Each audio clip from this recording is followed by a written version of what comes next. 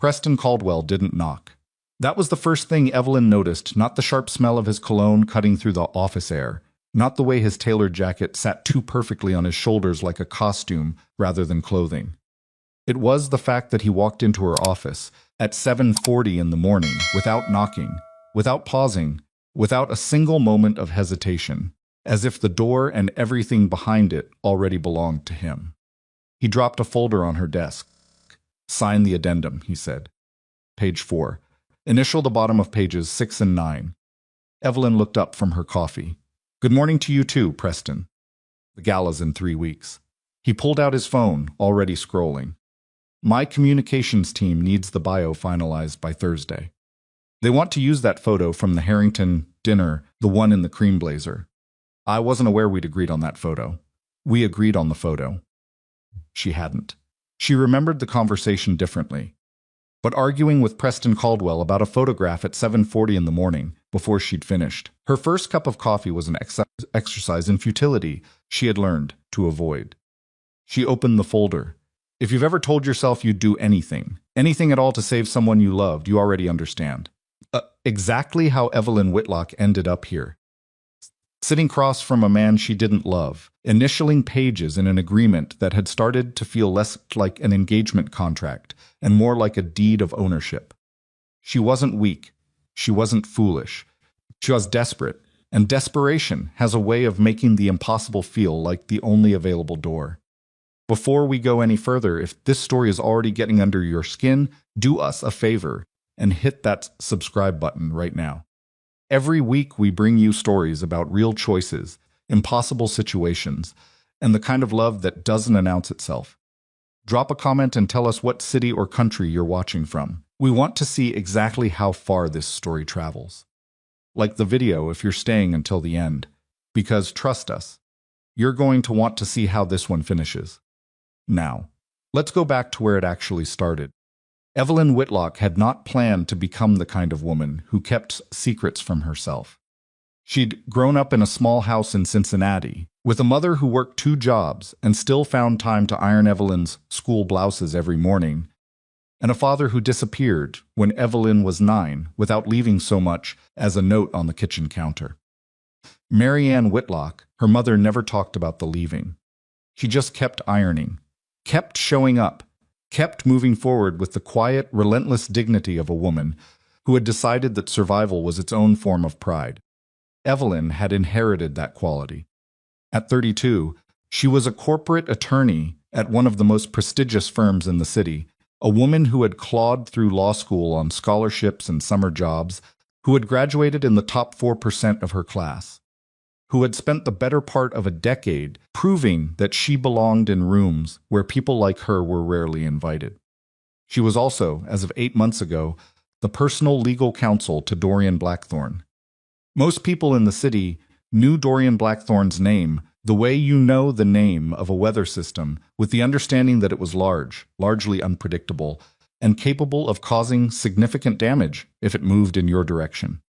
He was 41 years old, tall in the kind of way that wasn't about height, but about how he occupied space, with dark eyes that processed information faster than most people could form sentences. His legitimate portfolio included 4 commercial real estate companies, a private equity fund, 2 hotel properties in Manhattan, and a law firm that handled the kind of clients who needed counsel available 24 hours a day. What wasn't listed in any filing or annual report was the rest of it. Evelyn had understood the nature of Dorian's operation within her first 6 weeks of working for him. She hadn't needed anyone to explain it. The late-night calls. The visitors who arrived without appointments and left without speaking to anyone but him. The legal documents that required her expertise but raised questions she had trained herself not to ask aloud. She stayed because the work was real, the salary was considerable, and because Dorian Blackthorne, whatever else he was, had never once asked her to compromise her integrity. He kept her on the legitimate side of his world with a precision that felt almost protective. She did the work she'd been trained to do. She didn't look through doors he kept closed. 4 years later, she was still there. She had told herself it was professional loyalty, career strategy, the kind of positioning that made sense, for someone at her stage in life. She had spent considerably less time examining whether any of that was actually true. The morning Marianne Whitlock called from the doctor's office, Evelyn was in the middle of reviewing a lease amendment on the 43rd floor of Blackthorn Tower. Her mother's voice on the phone was careful in the way that only people trying very hard not to frighten you can be careful. "They found something," Marianne said, "on the scan." Evelyn set down her pen. The something turned out to be advanced stage lymphoma. The oncologist used words like aggressive presentation and systemic involvement and treatment window, and Evelyn wrote all of it down in the margin of a legal pad, because writing things down had always been how she held herself together when everything else was moving too fast. There was a trial, an experimental immunotherapy protocol at a research hospital in Boston that had shown real results in a small cohort of patients with her mother's specific cancer profile. The lead oncologist had reviewed Marianne's case and believed she was a candidate. The cost was $240,000. Insurance covered none of it. Evelyn sat with that number for 3 days. She ran the math every way she could think of. Her savings, her 401k, a second mortgage on the condo she'd bought 2 years ago, personal loan, the equity in the car. None of it came close. All of it combined still left a gap that felt like standing at the edge of a canyon with a piece of rope that was 40 feet too short. She didn't tell Dorian. She didn't tell anyone. She went to work. She reviewed contracts. She answered emails. She called her mother every morning before 8 and every evening after 9, and she kept her voice steady because her mother was already carrying enough. She was still trying to figure out the numbers when Preston Caldwell walked into a benefit dinner she attended on Dorian's behalf, extended his hand, and told her she had the most impressive legal reputation of anyone he'd met in the last 5 years. Preston Caldwell was 46, silver-haired, and possessed of the specific kind of confidence that money and minimal accountability tends to produce over time. He'd made his first significant fortune in waterfront development, turning abandoned industrial properties along the eastern seaboard into mixed-use luxury communities with enough political goodwill and strategic charitable giving to keep the permits flowing smoothly. He was planning to run for office, Senate seat, open district, favorable polling numbers if he could establish the right image in the next 18 months. The right image, his consultants had apparently determined, included a partner, someone accomplished, photogenic and credible, someone who could stand beside him at events without requiring management. He'd noticed Evelyn before she'd noticed him. He was good at that, at watching and calculating and identifying leverage before anyone realized they were being evaluated. 3 days after the benefit dinner, he called her. 5 days after that, they had lunch. By the end of the second week, he had laid out his proposal with the same clinical clarity he probably used to present development projections to his board. "I need a fiancé," he said, over a meal that probably cost more than Evelyn's first monthly rent. "Not a wife. Not yet, and possibly not ever. That's a separate conversation. What I need for the next 12 months is a public partner. Someone whose credentials and presence support the image the campaign is trying to build." Evelyn looked at him across the table. "You're offering me a transaction. I'm offering you a partnership. There's a difference." "Is there?" He smiled. It was a good smile, practiced and warm in the way that things practiced enough times start to feel genuine. "I'm prepared to be generous. If you'd like to discuss specific needs or circumstances that would make this arrangement more attractive to you, I'm open to that conversation." Evelyn thought about her mother. She thought about $240,000. She thought about the research hospital in Boston and the oncologist's voice on the phone describing a treatment window that wouldn't stay open indefinitely. She told herself she was just listening.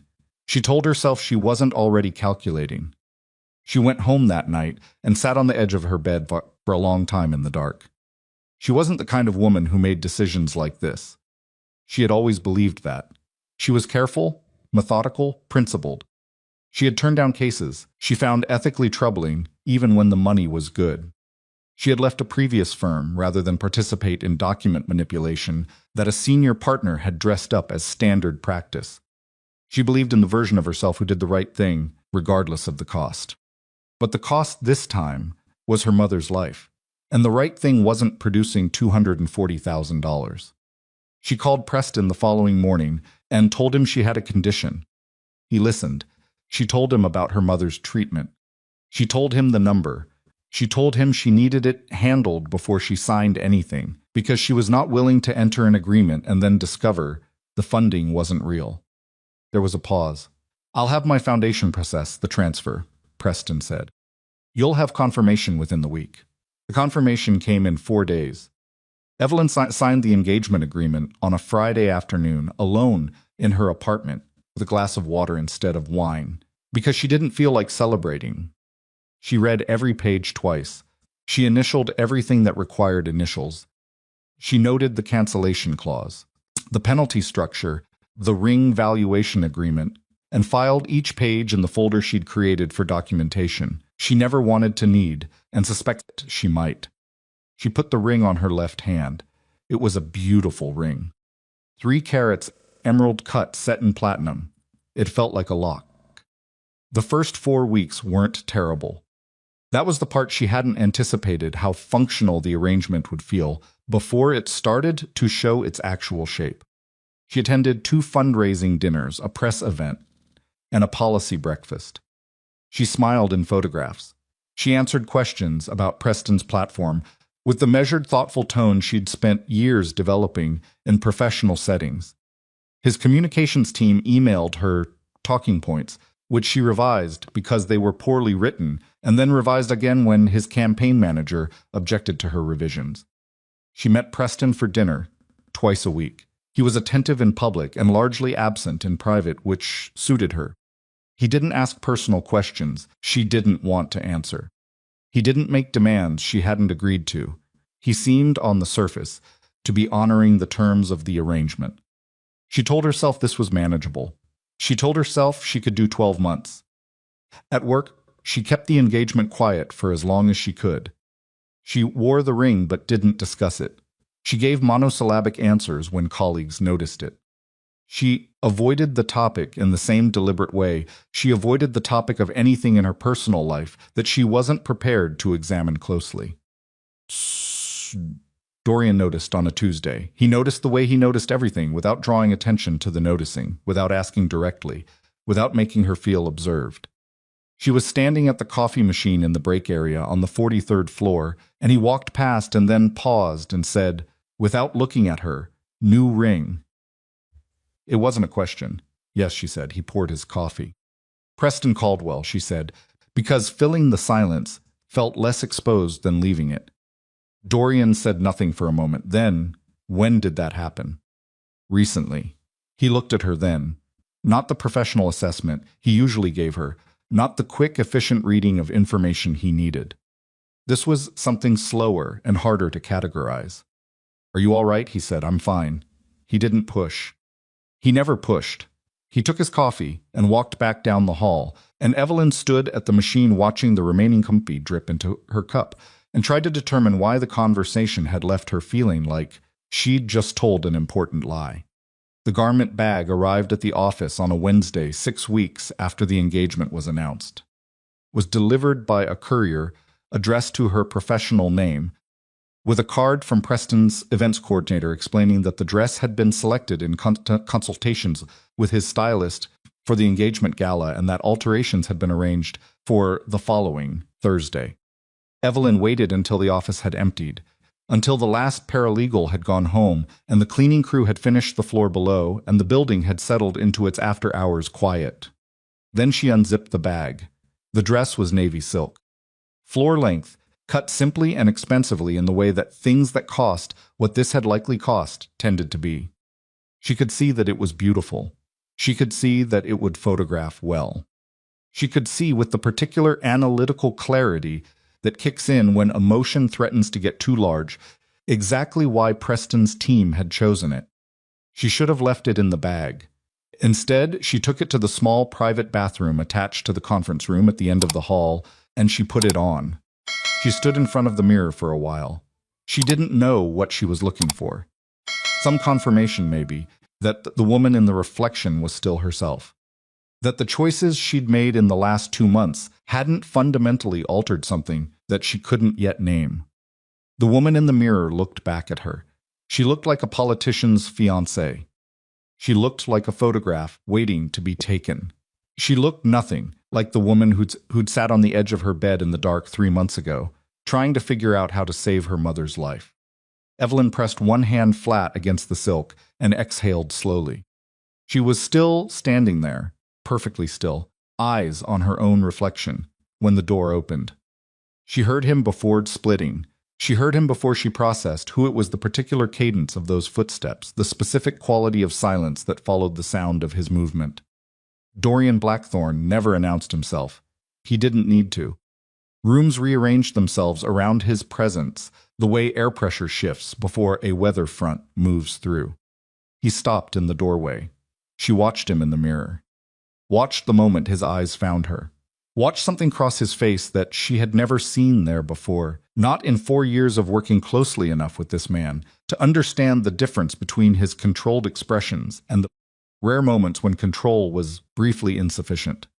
He looked at her, the way you look at something you've been trying not to want. The silence stretched. Then he said, quietly low and careful, like a man choosing each word with the full understanding that it couldn't be taken back, "Don't go with him." Evelyn turned around. He was still in the doorway. He hadn't moved. He looked, if she was being honest, like a man who had surprised himself. "What did you just say?" she said. Dorian crossed the threshold. He didn't come closer. He stood at the edge of the room with his hands at his sides, and he looked at her with an expression that she was going to be turning over in her mind for weeks. "Your mother's treatment," he said. "The Boston Protocol. The $240,000. Her stomach dropped. "The payment didn't come from Preston Caldwell," Dorian said. It never did. The air in the room felt different. Thinner, somehow, like the pressure had changed. "What are you saying?" she said, and her voice came out more careful than she intended. "I set up the charitable foundation 7 years ago," Dorian said. "Funds experimental oncology trials. It's distributed $11 million in the last 4 years. Anonymous. No strings, no publicity." He paused. "Your mother's case came through the standard intake process. I didn't know it was her until after the approval had already gone through." Evelyn stared at him. "And when you found out?" His jaw moved slightly. "I made sure the transfer completed. And Preston." Dorian's expression didn't change, but something in it hardened. "Preston presented himself as your solution after the payment had already been processed. Whether he knew and didn't verify, or knew and chose to let you believe. Otherwise, I can't prove either. But the money wasn't his." The room was very quiet. Evelyn became aware slowly of the silk dress against her skin, of the ring on her finger, of the engagement gala 3 weeks away and the alterations appointment and the biographical statement his team was waiting for her to finalize. She looked at Dorian Blackthorne, this man she had worked beside for 4 years, who she had categorized and filed and held at exactly the professional distance that made sense. And she understood, with the specific kind of clarity that arrives right before your legs stop feeling entirely reliable, that she had fundamentally misread the situation. Not the situation with Preston. The one she was standing in right now. "Why are you telling me this?" she said. He held her gaze. "'Cause," he said, "you're about to walk into a room full of cameras, wearing that dress and smile for a man who bought nothing except the image of you." Her hands were very still at her sides. "And I'm not going to stand here and watch that happen without telling you the truth. The dress was beautiful. The ring was expensive. The gala was 3 weeks away." And Evelyn Whitlock stood very still in the middle of a room that had just become completely different from the room she'd walked into, and tried to figure out which question to ask first. She didn't move for a long time. That was the thing about moments that restructure everything. They don't arrive with noise. They arrive in the spaces between words, in the particular quality of silence, after something true has been said, and they require you to stand very still while your understanding of the last several months quietly falls apart and reassembles itself into a shape you don't recognize. Evelyn looked at the ring on her left hand. 3 carats. Emerald cut. Platinum setting. Preston had presented it to her over dinner at a restaurant with a 3-month waitlist in front of a table of his colleagues who had applauded. She had smiled. She had said yes. She had held the performance together with the same discipline she applied to everything else in her life, and told herself she was making a choice rather than surviving one. She pulled it off her finger. It came off easier than she expected. Dorian watched her set it on the edge of the counter, without comment. His face had returned to something closer to its usual arrangement, controlled, measured, giving away less than it knew, but his eyes hadn't fully followed. There was still something in them that he hadn't managed to put away yet.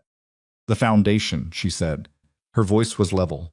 She'd worked very hard to make it level. You said you didn't know it was her case until after approval. That's correct. And after you found out? I verified the transfer would complete. I didn't interfere with the process. But you knew. She turned fully to face him. For how long? A beat. 6 weeks before Caldwell approached you. Something cold moved through her chest. 6 weeks. And you said nothing. No, she looked at him steadily.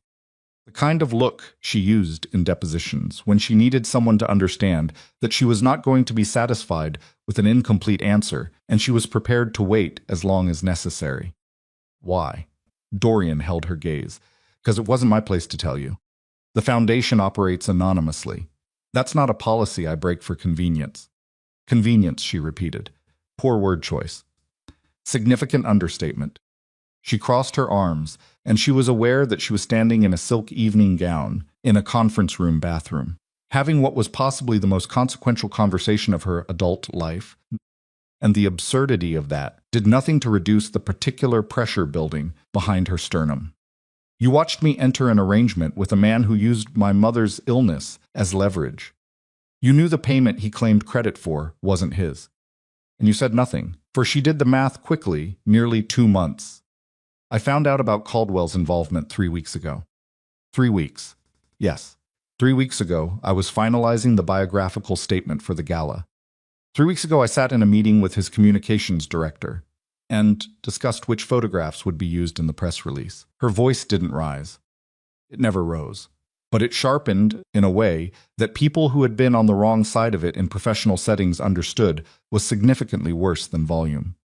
3 weeks ago would have been a useful time for this conversation. Dorian didn't flinch. She had never seen him flinch. You're right. I know I am. She picked the ring up off the counter and looked at it. What I don't know is what you expect me to do with this information right now, at 9 o'clock at night, 3 weeks before a gala that his team has already sold to 3 separate media outlets. I don't expect anything from you. Then why? Tell me tonight. He was quiet for a moment. Not the silence of someone buying time, the silence of someone deciding how much truth the moment required. Because tomorrow his coordinator sends the final guest list to the venue, Dorian said. And once that happens, extracting yourself becomes substantially more complicated. She stared at him. You've been tracking the gala timeline, she said. I pay attention to things that involve people I'm responsible for. I'm not your responsibility. You work for me. That's not what you meant, and we both know it. The air in the room shifted again. He didn't deny it. That was the thing about Dorian Blackthorne. He was constitutionally incapable of confirming things he hadn't decided to confirm, but he was equally incapable of denying things that were true. It was one of the qualities she had spent 4 years appreciating professionally, and only now, standing in a silk dress she hadn't chosen with a ring she'd removed from her own finger, beginning to understand the fuller implications of. I need to think, she said. All right. Alone. Course. He moved toward the door, paused with his hand on the frame. The dress is yours to keep or return. I have no opinion on that. That's a lie, she said. You have an opinion on everything. Something almost crossed his face. Almost. Good night, Evelyn. He left. She stood in the bathroom for another 4 minutes, which she knew because she watched the seconds tick on her watch, with the specific focus of a person who needs something concrete to hold on to while the larger architecture of their life is undergoing unexpected renovation. Then she changed back into her work clothes, put the ring in her coat pocket, zipped the garment bag closed, and went home. She didn't sleep. She lay on her back in her apartment and stared at the ceiling and did what she always did. When a problem exceeded the reach of immediate solution, she broke it into components. Component 1. Preston had presented himself as her financial solution. The money he claimed to have provided had, in fact, come from a foundation he had no connection to. This meant the foundational premise of their agreement, the exchange she had rationalized as a reasonable transaction, was fraudulent on his side, regardless of whether his ignorance was genuine or manufactured. Component 2. Dorian had known for 3 weeks that the premise of her arrangement was false. He had chosen to inform her tonight rather than earlier, citing Foundation protocol, which was either the truth or a partial truth, dressed up as a complete one, and she did not yet have enough information to determine which. Component 3. The cancellation clause. She sat up. She'd read it twice when she signed the agreement. She'd noted it and filed it away in the mental folder she kept for things she hoped wouldn't become relevant. Penalty structure for breach of contract initiated by Evelyn, $200,000 in liquidated damages, forfeiture of the ring, and a non-disparagement clause that would prohibit her from discussing the terms of the arrangement publicly for 5 years. $200,000, which was $10,000 less than her mother's treatment had cost. She lay back down and breathed through her nose for a while. Preston Caldwell had not been sloppy. That was the part she needed to hold on to. He was not a man who made careless agreements. The penalty structure was specific and considered. He had calculated, when he drafted that contract, exactly how much it would cost her to leave, and he had set the number high enough to function as a cage without being so obviously punitive that it would have alarmed her on first reading. He'd known she would read it carefully. He'd designed it to survive careful reading. She got up at 5:30, made coffee she barely tasted, and drove to the office 2 hours before anyone else arrived. Preston called at 8:15. She let it go to voicemail. Called again at 8:40. She listened to both messages. It's like green wood splitting. His voice in them was smooth and practiced, the tone of a man who was accustomed to having things returned to their correct positions when he applied the appropriate pressure. He mentioned the Gala coordinator. He mentioned the Thursday alteration appointment. He mentioned with a lightness that wasn't light at all that the biography statement really did need to be finalized by end of day. She deleted both messages and opened her laptop. She spent the next 2 hours pulling every piece of publicly available information on Preston Caldwell's development portfolio that she could access. Environmental filings, municipal permit records, property transfer documents, zoning variance applications across 4 counties. She read everything with the focused, detail-oriented attention that had made her exceptionally good at her job, and somewhere around the 90-minute mark, she began to see the shape of something she hadn't been looking for. She was still reading when her office door opened without a knock. Preston Caldwell in her office at 10 in the morning was a different calibration than Preston Caldwell at charity dinners and political breakfasts. Polish was still present. It was structural. She understood, built into the way he moved and held himself. But there was something underneath it now that she could see because she was looking differently than she had been 12 hours ago. "You didn't return my calls," he said. "I was reviewing documents." "The biography statement." "Sit down, Preston." He paused. He wasn't accustomed to being directed. She watched him process the instruction and decide, for reasons of his own, to comply. He sat in the chair across from her desk. She folded her hands on the desk surface and looked at him. "Tell me about the treatment payment," she said. Nothing moved in his face. That was, she noted, its own form of information. An innocent man would have looked confused. "I don't know what you mean." "The $240,000. The Boston Protocol. Tell me how that payment was processed." "Through the foundation, I told you that." "Which foundation?" A very small pause. "The Caldwell Family Foundation." "Do you have documentation of the transfer?" "My financial team handled the details." "I can have them pull the records." "Please do." His eyes moved across her face, reading her the way he read everything as a landscape to be assessed for value and vulnerability. "Is something wrong?" "I'd like to see the transfer documentation before the end of the day." "Evelyn," his voice shifted warmer, more personal. The register he used when he wanted her to feel like she was being seen rather than managed. What's going on? Talk to me. She looked at him for a moment. At the practiced warmth of his expression and the absolute stillness behind his eyes. At the man who had sat across a restaurant table from her and laid out a transaction as if it were a partnership, who had known or should have known that the money he was offering her wasn't money he was giving at all. I'm talking to you, she said.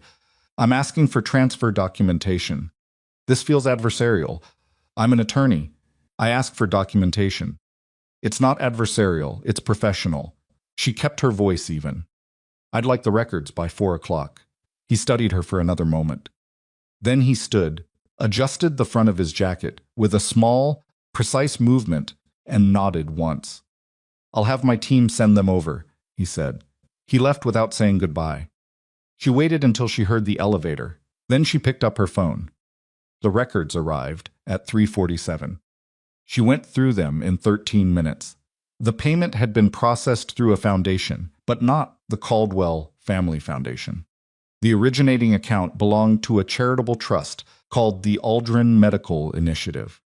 She'd never heard of it. She ran the name through the databases she had access to and found a 501 CT3, registered in Delaware 4 years ago, with no public-facing leadership listed, and an operating address that turned out to be a law firm specializing in trust administration.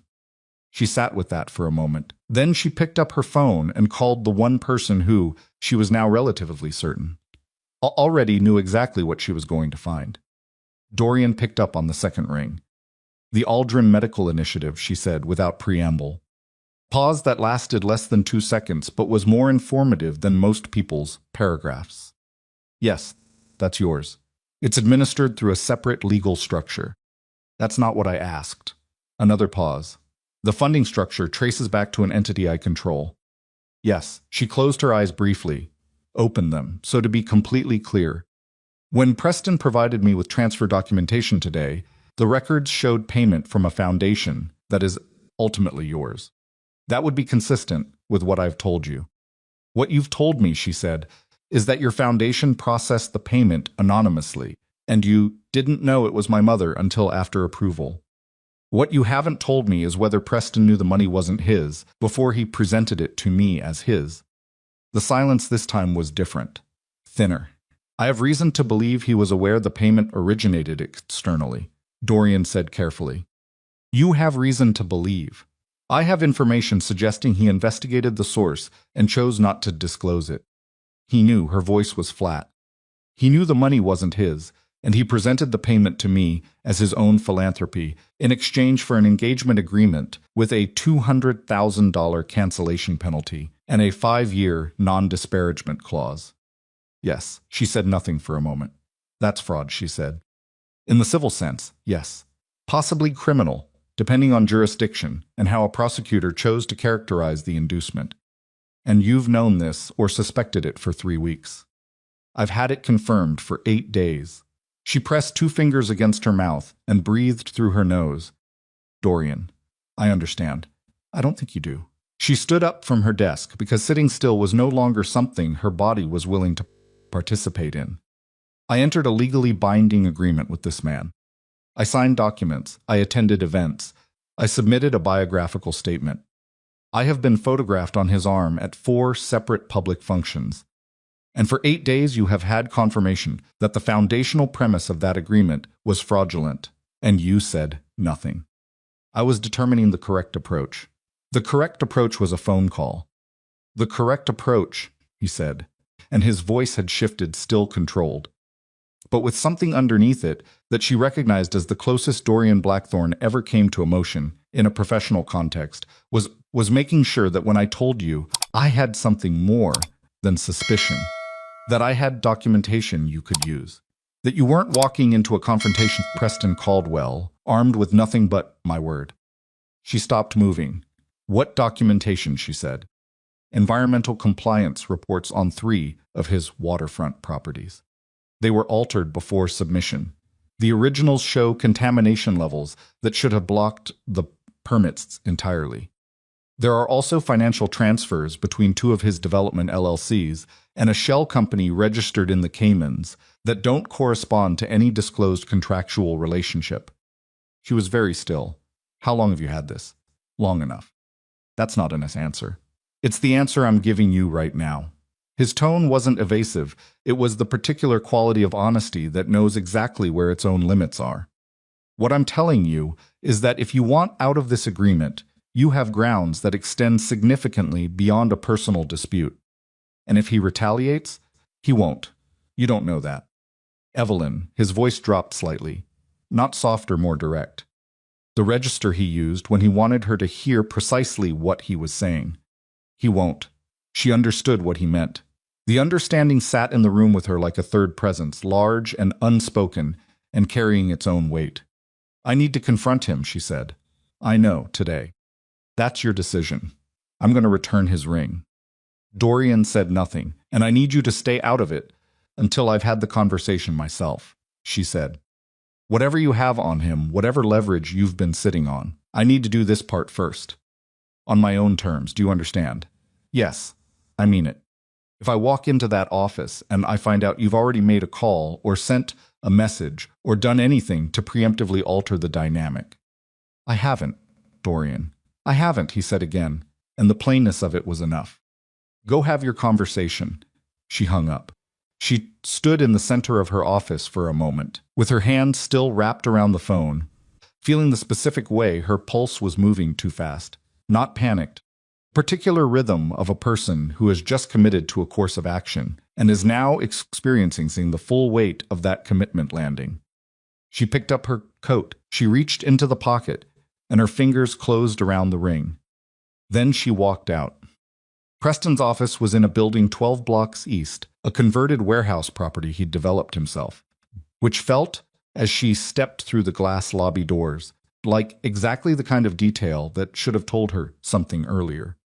His assistant, a young woman who had been trained to the specific efficiency of someone accustomed to managing constant access requests, looked up and started to say something about scheduling. He'll see me, Evelyn said, and walked past. She was right. He did. Preston was standing at his window when she pushed the door open, hands in his pockets, looking out at the waterfront. He turned when she came in, and she watched his face run through a quick recalibration surprise. Then assessment, then the smooth professional pleasantness he defaulted to when he needed to buy himself time. Evelyn. He gestured toward the chairs. I wasn't expecting. The Aldrin Medical Initiative. She stopped in the middle of the room and looked at him. That's where my mother's treatment payment actually came from. Not the Caldwell Family Foundation. Not you. The pleasantness didn't disappear. It shifted, became more deliberate. I don't know where you're getting. Don't. The single word came out with enough weight that it stopped him mid-sentence. You investigated the source. You knew the money wasn't yours before you presented it to me. You used a payment you had no connection to as the basis for a financial agreement with a $200,000 exit penalty. He was quiet for a moment. Then he crossed to his desk and sat down, and the shift was significant from the man at the window to the man behind the desk. A geographic relocation that was also a declaration of positioning. You're a lawyer, he said. You understand that the origins of charitable funding can be complex, and that… I'm a lawyer, she agreed. Which is why I also understand that inducing someone to enter a contract through deliberate misrepresentation of a material fact constitutes fraud. In most jurisdictions, including this one. Something moved behind his eyes. Not fear. Preston Caldwell was not a man who frightened easily, and she respected that even as she understood it was currently her primary obstacle. It was calculation. The rapid, efficient reassessment of a man who had just realized the terrain had shifted without his knowledge. You're being dramatic, he said. We had an arrangement. A mutually beneficial. I'm terminating the arrangement. She reached into her coat pocket and set the ring on his desk. It made a small, clean sound against the wood. I won't be attending the gala. I won't be signing the finalized biography. I won't be available for further campaign events. He looked at the ring. Then he looked at her. The pleasantness was gone now. What replaced it wasn't anger exactly. It was something colder and more considered. the expression of a man who is prepared for this contingency. The cancellation clause, he said.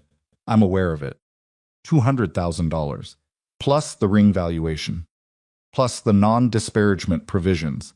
I've read the contract, Preston. Twice. Then you understand that walking out of here today triggers obligations that. What I understand, she said, is that a contract induced by fraud is voidable. What I also understand is that I have access to environmental compliance documentation on 3 of your waterfront permits that would be of significant interest to the regulatory agencies that issued them. The room went very quiet. She hadn't planned to say that. She hadn't fully decided, in the elevator on the way up, how far she was going to go. But something about the way he'd looked at the ring proprietarily, the way you look at something that belongs to you, had made the decision for her. His jaw tightened, just slightly. Where did you get that? It's publicly available documentation, she said. Some of it. The rest she left the sentence open. The way you leave a door slightly ajar to let some see what's on the other side, without fully committing to letting them in. I've been thorough. He was very still. You want to be careful, he said quietly, about the company you keep and the claims you make on their behalf. I'm making them on my own behalf, are you? He tilted his head slightly. Because this feels like a conversation that was prepared for you. She held his gaze. I prepared this conversation myself. In my own office, with my own research, over the course of today. If you'd like to spend your energy trying to help me get here instead of dealing with the substance of what I'm telling you, that's your prerogative. But I'd suggest it's not the most productive use of the next 30 minutes. He looked at her for a long time. Then he looked at the ring again. You're making a significant mistake, he said. I've made significant mistakes before, she said. This isn't one of them. She turned and walked toward the door. Penalties don't disappear because you walk out, he said behind her. His voice had gone flat and deliberate in a way that was, she recognized, a genuine warning rather than a performance of one. I will pursue every provision in that contract. I will make this expensive. And I will make sure everyone in this city who matters understands exactly what kind of professional conduct you're capable of. She stopped with her hand on the door. She didn't turn around. Then I guess we'll both find out what everyone in this city who matters already knows about your permits, she said. She walked out. She made it 3 blocks before her legs informed her, with some authority, that they were done pretending everything was fine.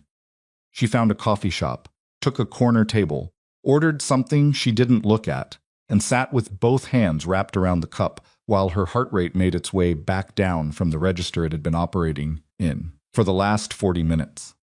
Her phone was buzzing. Preston's name.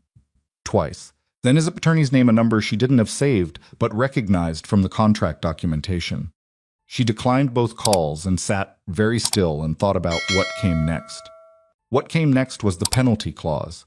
$200,000 she didn't have. A non-disparagement agreement that had enough teeth to affect her professional reputation for 5 years. A man with the resources and the motivation to make extracting herself as painful as possible.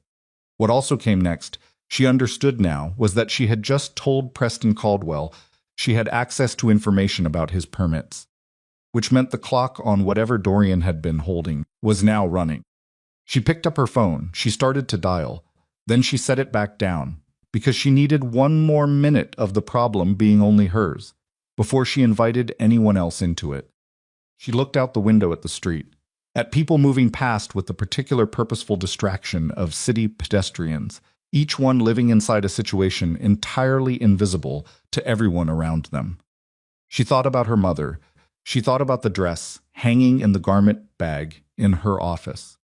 Thought about the ring she'd left on Preston Caldwell's desk, and the look on his face when she'd set it down, not wounded, not surprised, but recalculating, and she understood, with the full weight of the understanding arriving at once, that she had just made herself into an enemy of a man who treated enemies as problems to be managed rather than people to be reckoned with. Her phone buzzed again. This time it was a text. It was from a number she didn't recognize. It said, "The penalties will be enforced. All of them. And we'll start by notifying the Bar Association about the nature of your professional relationship with Dorian Blackthorne." She read it twice. Then she put the phone down on the table and breathed. Preston hadn't wasted any time. He was going after her license. She picked the phone back up and called Dorian. He answered before the first ring finished. "He's moving against my bar license," she said. "He just sent a threat through a third number, probably a paralegal or a burner. He's going to claim my relationship with you is professionally compromising." Pause. Very short. "When did you send the text?" "I didn't send—" She stopped. "It came to me. He's threatening to file a complaint." "All right." His voice was calm in the specific way that isn't the absence of urgency, but the presence of focus. "Come back to the office." Dorian. A beat. "Come back to the office." She looked at the untouched coffee in front of her. Then she stood up, left money on the table, and walked back out into the street. She had ended the engagement. She had returned the ring. She had made an enemy of a man with significant resources and no apparent hesitation about using them, and she had done all of it in the space of a single afternoon without a plan for what came after. There was no going back to this morning. There was no version of the next 24 hours in which anything returned to the shape it had been, before she put on a dress in an empty office, and a man she'd worked beside for 4 years told her the truth. About money she'd built her last several months around. She walked.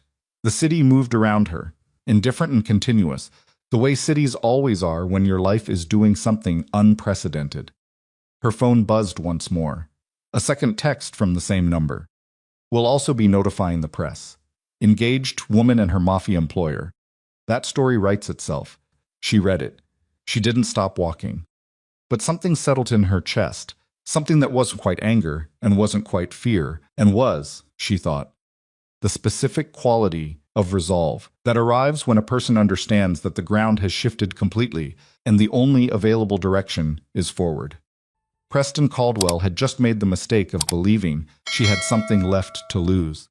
She walked back into Blackthorn Tower at 4:53 in the afternoon, with her coat still on and her phone in her hand, and the particular quality of stillness that belongs to a person who has been moving too fast for too long and is now operating on something closer to autopilot than intention.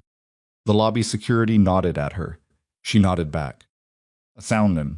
The elevator came immediately, which felt wrong. She could have used 30 more seconds to figure out what she was going to say when the doors opened on 43. She didn't figure it out. The doors opened anyway. Marcus Webb was waiting in the hallway. Marcus was Dorian's operations director, 47 years old, former military, built like someone had assembled him specifically for the purpose of occupying doorways. Flitting. He'd always been professionally courteous to Evelyn in the way that people are courteous to someone whose exact position in the organizational hierarchy they've never been entirely sure of. Tonight he looked at her with an expression she hadn't seen on him before. "He's in the conference room," Marcus said. "There's someone with him." "Who? Come see." That was also new. Marcus didn't do cryptic. She followed him down the hall. The conference room had glass panels along the interior wall, and through them she could see Dorian standing at the head of the table with his jacket on, and his hands flat on the surface, which was his particular posture for conversations he was managing rather than having. Across from him sat a man she didn't recognize, late 50s, heavy through the shoulders, wearing a suit that was expensive but not current, the kind of wardrobe that communicated money without caring about impression. There was a third person. She recognized him immediately, and the recognition landed in her stomach like a stone dropped into still water. Gerald Fitch. Gerald Fitch was a senior partner at the Bar Association's Professional Conduct Committee. She had met him twice at legal association events, once 3 years ago, once last spring. He was not the kind of man who made social visits. He was not the kind of man who appeared anywhere without a specific and considered reason. She pushed the conference room door open. All three of them looked at her. Dorian's expression gave her nothing. Gerald Fitch's gave her slightly more, a particular, careful neutrality that people in investigative positions develop as a professional habit. The third man, she still didn't know, looked at her the way you look at a variable you've been accounting for that has just walked into the room on its own. "Evelyn," Dorian said. Not a greeting exactly, more like an acknowledgement of a development. "What is this?" she said. Gerald Fitch cleared his throat. Ms. Whitlock, I apologize for the timing. We received a formal complaint this afternoon through our expedited submission process. Given the nature of the allegations, our protocols require. How long ago? She said. He glanced at his watch. The complaint was timestamped at 4:07. She'd left Preston's office at approximately 3:40. He had filed within 30 minutes of her walking out. She'd underestimated the preparation. He hadn't been threatening, he'd been announcing. The text messages had been notification, not warning. The complaint was already drafted before she'd set foot in his building. She pulled out the chair at the near end of the table and sat down, because standing was starting to cost more than she wanted to spend on posture. What are the specific allegations? She said. Fitch opened the folder in front of him. The complaint characterizes your professional relationship with Mr. Blackthorne as ethically compromised, citing a pattern of conduct it describes as deliberate facilitation of business activities that you knew or should have known carried legal exposure. It also alleges that you have used your position as his legal counsel to access privileged commercial information for personal leverage in private negotiations. The room was very quiet. The second allegation, she said. He's claiming I used privileged information against him. The complaint characterizes your conduct in your meeting with Mr. Caldwell this afternoon as constituting unauthorized disclosure of information obtained through your professional position. She thought about what she'd said in Preston's office, about environmental compliance documentation, about permits. She hadn't disclosed anything she'd implied access. She'd left a door open, but in a formal complaint characterized by someone with Preston's resources and his legal team's drafting ability, the implication and the act would be made to look identical. I didn't disclose privileged information, she said. I referenced publicly available permit records. The complaint characterizes it differently. The complaint is written by Preston Caldwell's attorneys. That's accurate, Fitch said, which is noted in the intake documentation.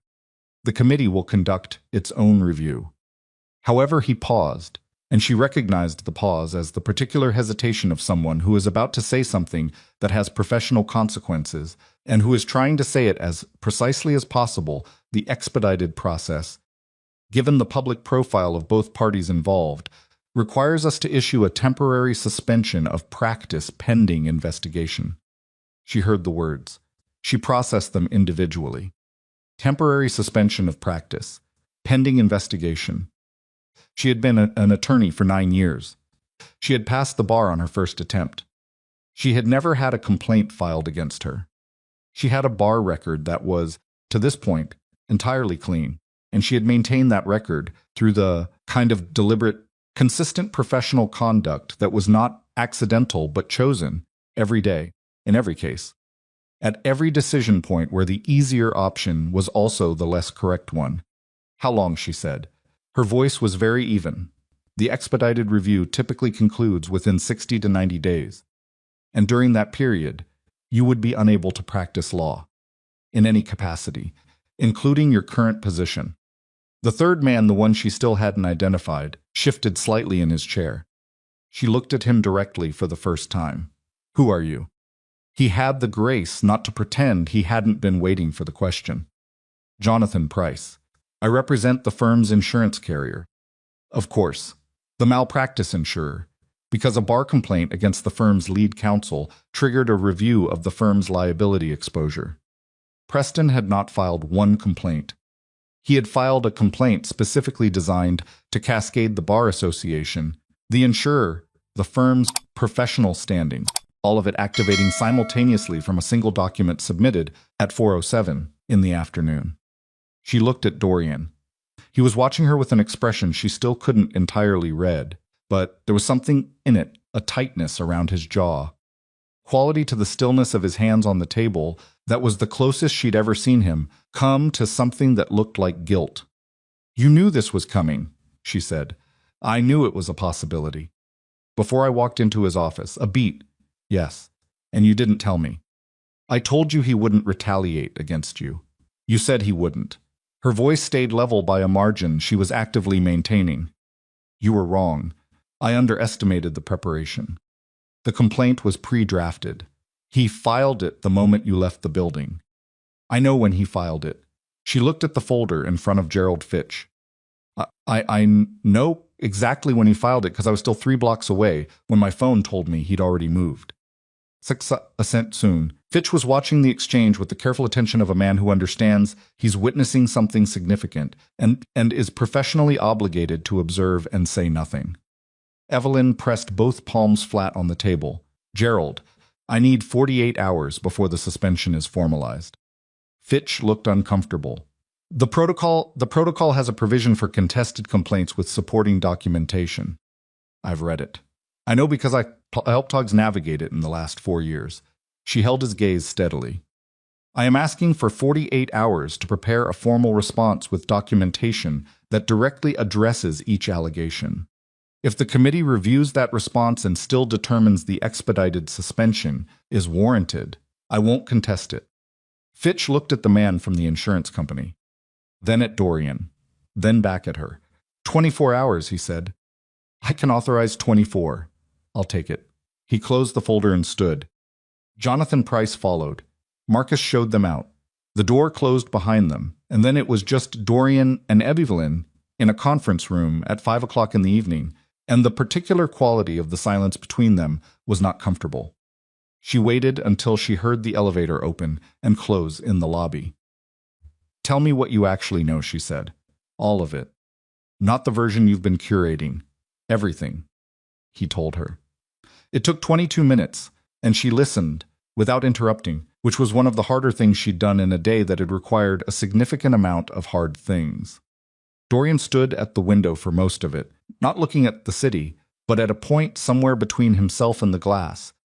And he spoke with the particular flat clarity of someone who has decided that complete honesty is the only remaining viable option. The environmental documentation went back further than she'd understood. 3 years. Dorian had first become aware of irregularities in Preston's permits during a business overlap. A waterfront property adjacent to one of his own developments had triggered a contamination review that bled into Preston's neighboring permits. Dorian's people had pulled the filings as due diligence. What they found wasn't accidentally irregular. It was systematically manipulated. He'd kept the documentation. He'd also, in the 3 years since, accumulated additional material. The Cayman transfers she'd referenced in Preston's office. Financial relationships between 2 of Preston's shell entities and a logistics company with a documented history of regulatory violations in 2 other states. And she felt this land differently than the rest records that suggesting Preston's aspirations were half-lit by sources he had not disclosed in his campaign filings. Campaign finance violations, federal jurisdiction. She looked at Dorian when he got to that part. How long have you had the campaign finance material? 8 months. She absorbed that. You've had federal-level leverage on a man who is now attempting to destroy my professional career, and you've been sitting on it for 8 months. The timing of using it matters. The timing. She said the word carefully, tasting it. You've been waiting for the right moment. I've been waiting for a moment where using it doesn't expose the methods by which I obtained it. And how did you obtain it? He looked at her. You don't want to know that. I'm asking Evelyn. His voice was quiet but definitive. You're an attorney with 24 hours to prepare a defense of your license. You don't want to know how I got that material before you walk into a room with the Bar Association. She held his gaze for a long moment. He was right. She hated that he was right, and she hated how well he understood the specific geometry of her situation. And she hated most of all the fact that she'd walked into Preston's office this afternoon, armed with half the picture, and a confidence built on incomplete information, and that the gap between what she'd known and what was actually true had just cost her license for the next 24 hours at minimum, and possibly 90 days at maximum. What do I use, she said, for the response.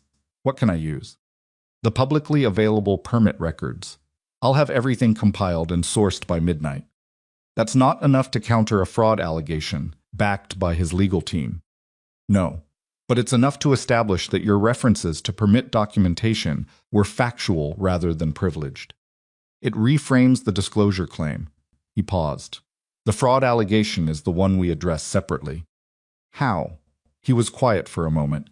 The Aldrin Medical Initiative transfer records. I'll provide complete documentation showing the payment originated from my foundation before Preston became involved. That establishes the misrepresentation independently of anything you said in his office. You'll provide it. Yes, which means you'll be disclosing the foundation's existence and its connection to your holdings in a formal legal proceeding. Yes. She looked at him for a long time, understanding slowly what that meant. The Aldrin Medical Initiative had operated anonymously for a reason. Connecting it to Dorian Blackthorne in a formal document submitted to the Bar Association meant connecting Dorian Blackthorne to a charitable operation that functioned through a legal structure specifically designed to obscure its origins. It wouldn't expose anything criminal, but it would pull back a layer of privacy he'd maintained deliberately for years. You'd do that, she said. I already decided to do it. Tonight, she breathed. Why? Because you're facing a complaint that shouldn't exist, built on a fraud that I had the information to prevent and didn't. His jaw tightened slightly. And because you asked me to stay out of your conversation with him, and I did. And the result is that he had 20 minutes more preparation time than I anticipated. You're blaming yourself. I'm acknowledging a miscalculation. Dorian. She said his name the way you say the name of someone you're trying to get to stop managing a conversation and participate in it. He had that complaint drafted before I walked in. Whether you'd warned me or not, whether you'd made a call or not, he was filing it the moment I returned the ring. That was always the plan. He said nothing. You couldn't have prevented it, she said. You could have told me it was coming, so I wasn't standing in Gerald Fitch's field of vision trying to process the word suspension in real time. You could have done that, but the complaint itself, that was already written. The silence held for a moment. I should have told you it was coming, he said. Yes, you should have. They looked at each other across the length of the conference table, and she was aware that they were having two conversations at once, the one about strategy and documentation, and 24 hours, and the other one. The one they'd been not quite having for 4 years, that kept surfacing in the spaces between the first conversation's sentences. She stood up. I need to work. Get me everything by midnight. It'll be there. She picked up her coat, got to the door, stopped with her hand on the frame in almost the same position he'd occupied the night before, and the symmetry of it didn't escape her. The campaign finance material, she said, without turning around. When you decide the timing is right, I'll handle it. Carefully. Always. She left. She worked through the night. Not at the office at her kitchen table, with her laptop and 3 legal pads and the documentation Dorian's team delivered to her building at 11:47 p.m. via a courier, who handed her a flash drive with the particular expressionless efficiency of someone who does this regularly. She made coffee at midnight, made more at 2:30. Sometimes some around 4 in the morning. She moved from the kitchen table to the couch without intending to, and woke up 40 minutes later with her face against a legal pad and a crick in her neck that took 3 minutes of careful movement to address. She showered, changed, made more coffee. By 6:15 she had a response document that was, she believed, solid, sourced, factual. The permit references were backed by public record. The Aldrin documentation established the fraud independently. The characterization of her conduct in Preston's office as privileged disclosure was directly contradicted by the public nature of the underlying records. She read it through twice more. Then she called her own attorney, a woman named Sandra Park, who had been Evelyn's law school classmate and who practiced in professional conduct defense because Evelyn had made a point years ago of knowing who to call for this specific scenario, not because she'd expected to need it, but because knowing who to call was the kind of preparation that didn't become relevant until it suddenly and completely was. Sandra answered on the 3rd ring, which suggested she had been awake for a while. I saw the complaint filed yesterday, Sandra said, before Evelyn could get past hello. It came through the notification list around 5. I was wondering if you'd call. I have a response document. Send it. Evelyn sent it. 14 seconds of silence. Then the sound Sandra reading, which was brisk and specific. Okay, the permit framing is good.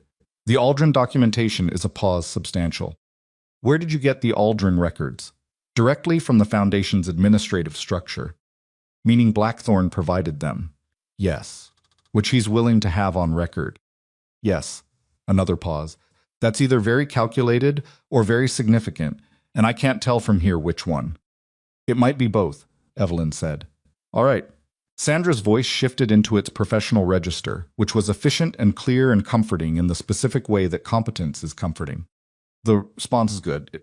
It doesn't fully neutralize the complaint the committee will still review because of the public profile issue, but it's strong enough to make the expedited suspension harder to justify. I'll call Gerald Fitch at 8 when his office opens. Thank you, Evelyn. Sandra's voice changed slightly. Complaint is aggressive. The timing is aggressive. Whoever drafted this was planning to file it, regardless of what you did in that office. I know, which means this isn't about your conduct. It's about pressure. I know that too. Is there anything else he can file? Any other vector I should be anticipating? She thought about it.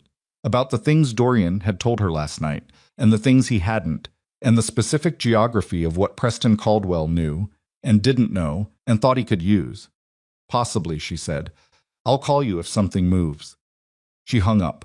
She sat at her kitchen table in the gray early morning light, with her hands wrapped around a coffee mug that had gone cold without her noticing, and she thought about the fact that she had gone to Preston's office yesterday afternoon with the intention of ending an arrangement cleanly, and instead had triggered a response so fast and so prepared that it had the feel of something that had been.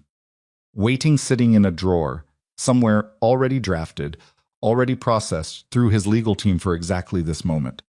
He hadn't built the trap when she walked out. He had built it before she walked in.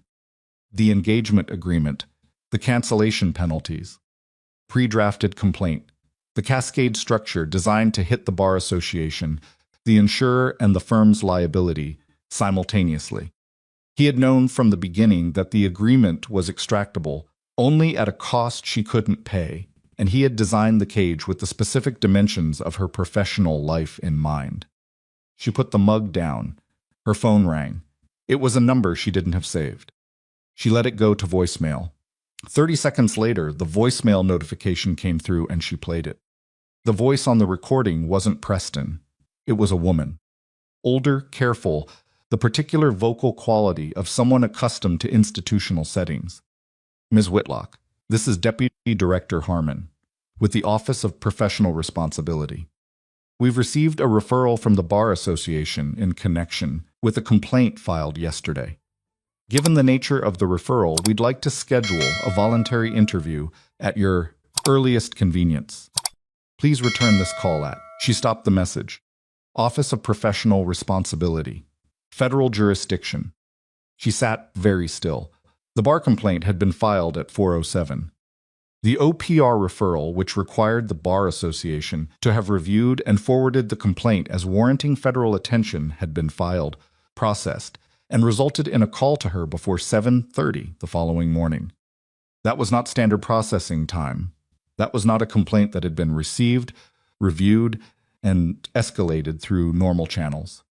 That was a complaint that had arrived pre-packaged with a referral recommendation, already attached a document designed not just to trigger the Bar Association's process, but to immediately escalate it to a level where the jurisdictional weight was significantly heavier. Preston Caldwell had federal contacts. Of course he did. He was a man with a Senate campaign and a political network that had been 3 years in construction. He had relationships with people in offices that processed things faster for people who mattered to them. She picked up her phone and called Dorian. He answered immediately. She had a brief disconnected thought that he probably hadn't slept either. He has an OPR contact, she said. The referral came through overnight. They've already called. A pause. Short. Don't return that call without Sandra present. I know. She pressed her fingers against her mouth for a moment. Dorian. This is federal now. Yes. Which means whatever you've been holding the campaign finance material if you're going to use it, the windows. I know what the window is. How long do you need? Less time than you think. She breathed through her nose. What does that mean? It means I've been in contact with someone at the Campaign Finance Commission for the last 6 hours, he said. The referral is already in motion. She went very still. You filed a referral, she said, to the Campaign Finance Commission. Last night, at 12:40 a.m., before the OPR called me. Yes. You didn't tell me. You were working on your response document. I didn't want to, Dorian. The single word had weight in it. Not anger, exactly. Something more complicated than anger. Stop deciding what information I need and when I need it. Stop managing what I know about my own situation. The silence on the line was different from his other silences. Thinner. You're right, he said. I keep being right about things that shouldn't require me to be right about them. Yes. She stood up from the table and walked to her window. The city was starting its morning, outside gray light, early traffic, the particular sound of a place that doesn't pause for individual situations, regardless of their scale. What's in the referral, she said. Undisclosed funding sources totaling approximately $3.7 million across the last 18 months of campaign activity. 12 transactions routed through 3 separate intermediaries that don't appear in any public filing. That she absorbed it, that's not a minor compliance issue. No, it's not. What happens when that moves? The commission opens an investigation. Typically, they request records within 10 business days.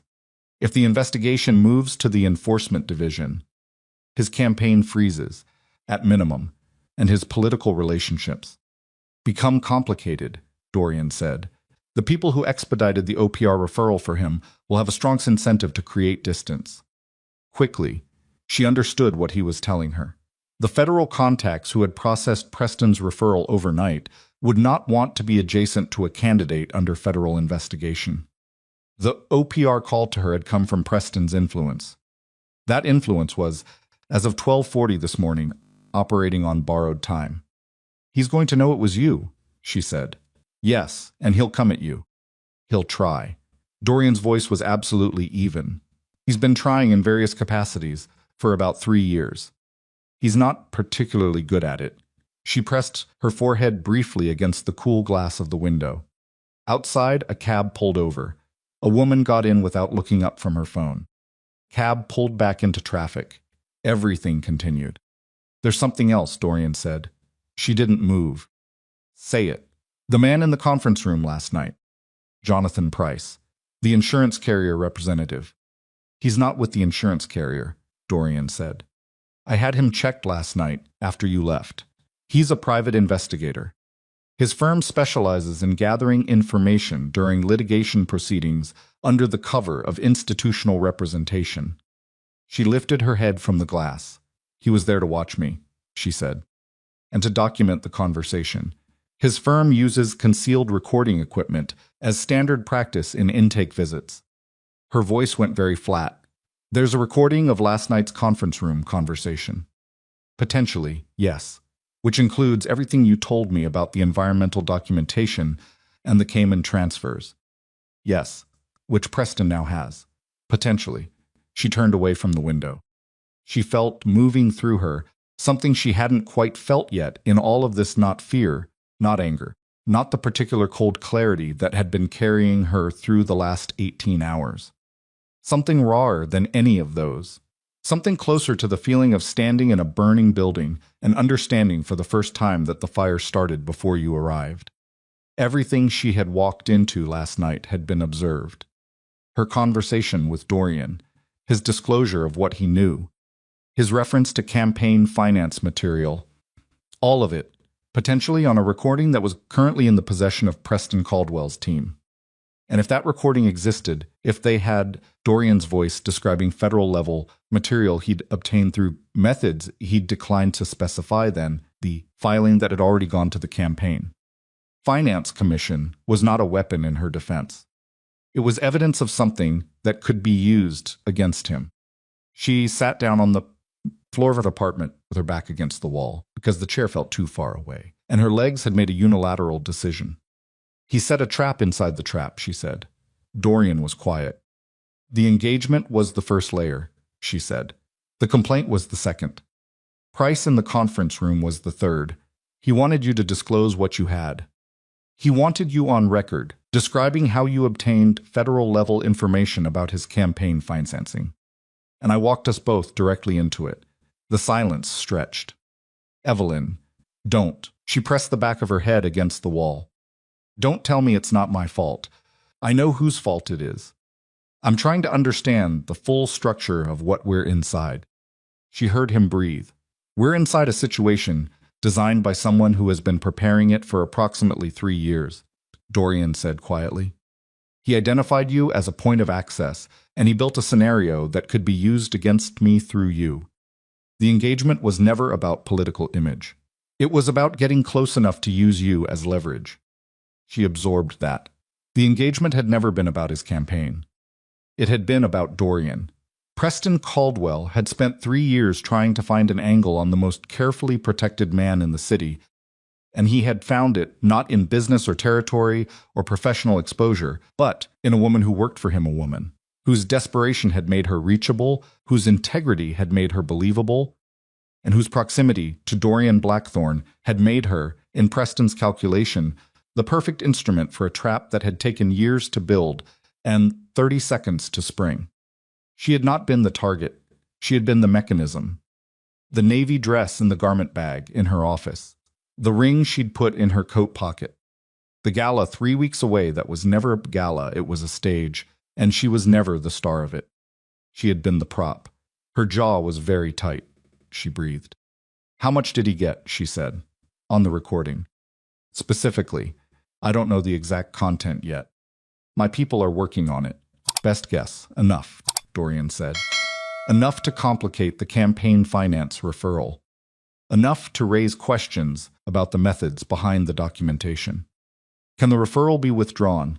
Withdrawing it after submission raises its own flags.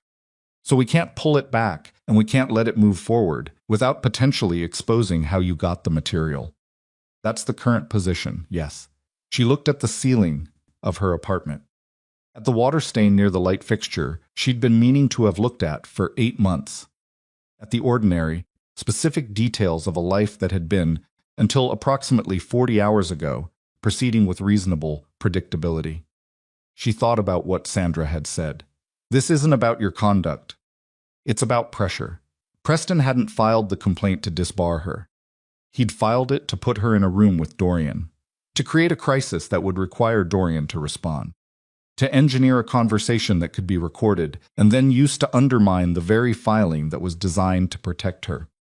It was, she thought, with the particular bitter clarity of someone examining the dimensions of a trap from the inside, genuinely impressive. What do we do, she said. Dorian was quiet for a moment. When he spoke, his voice was different from any register she'd heard from him, yet not controlled exactly, but deliberate in a way that carried its own weight. I'm going to make a call, he said, to a federal prosecutor I have a relationship with. Not to interfere with the commission referral to supplement it.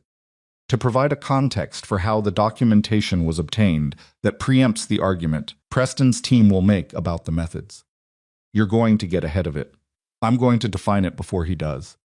And if that call exposes you to something, a pause. Then it exposes me, he said. That's where we are.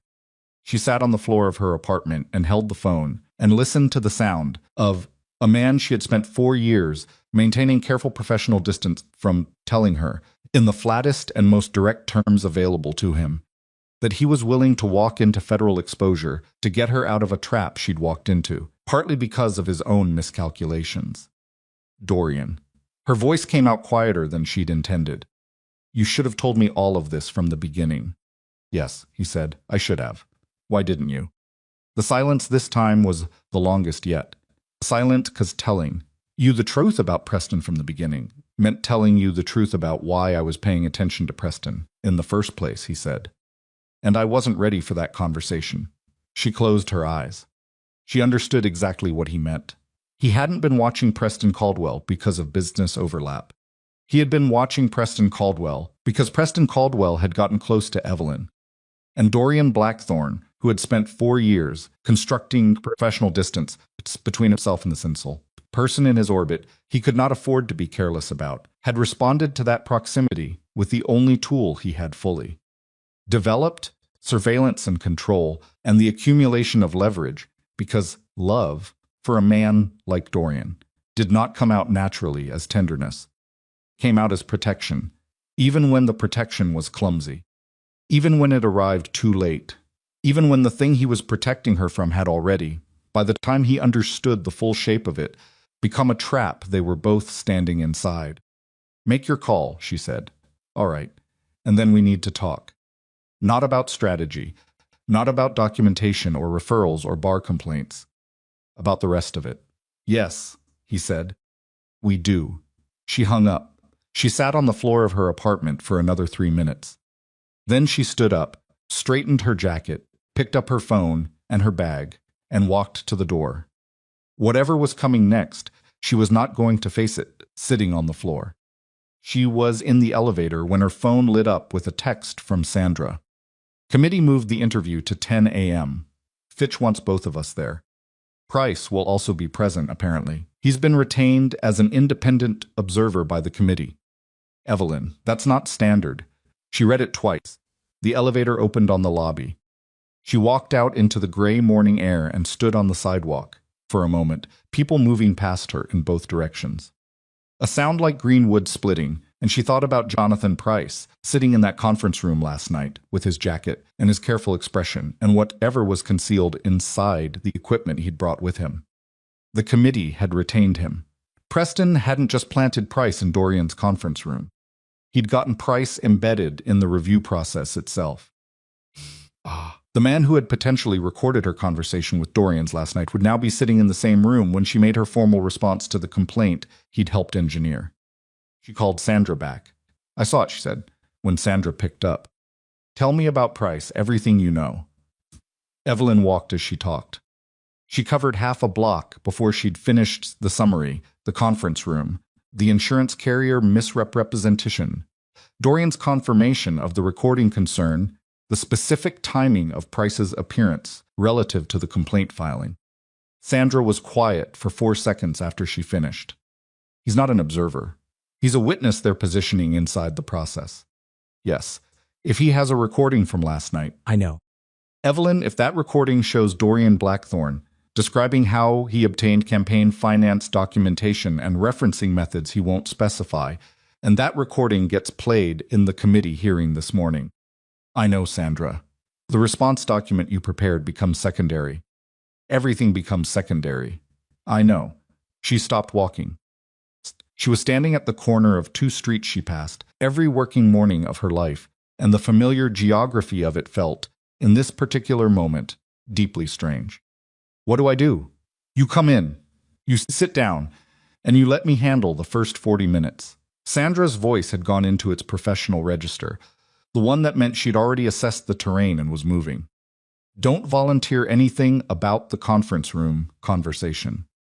Don't reference the Aldrin documentation unless I introduce it first. And do not, Evelyn, I need you to hear this clearly. Do not say Dorian Blackthorne's name in that room unless you are directly asked. They'll ask. Let them ask.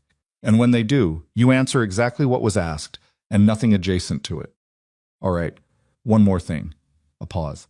"Does Blackthorne know about Price's role in the committee?" "Not yet. Tell him now, before 10. She hung up and called Dorian. He answered in one ring. "I know," he said. "Marcus just flagged it. Price is inside the process." "Yes. Did you make the call?" "To the federal prosecutor. At 6:15 this morning. And the conversation happened. The context has been established.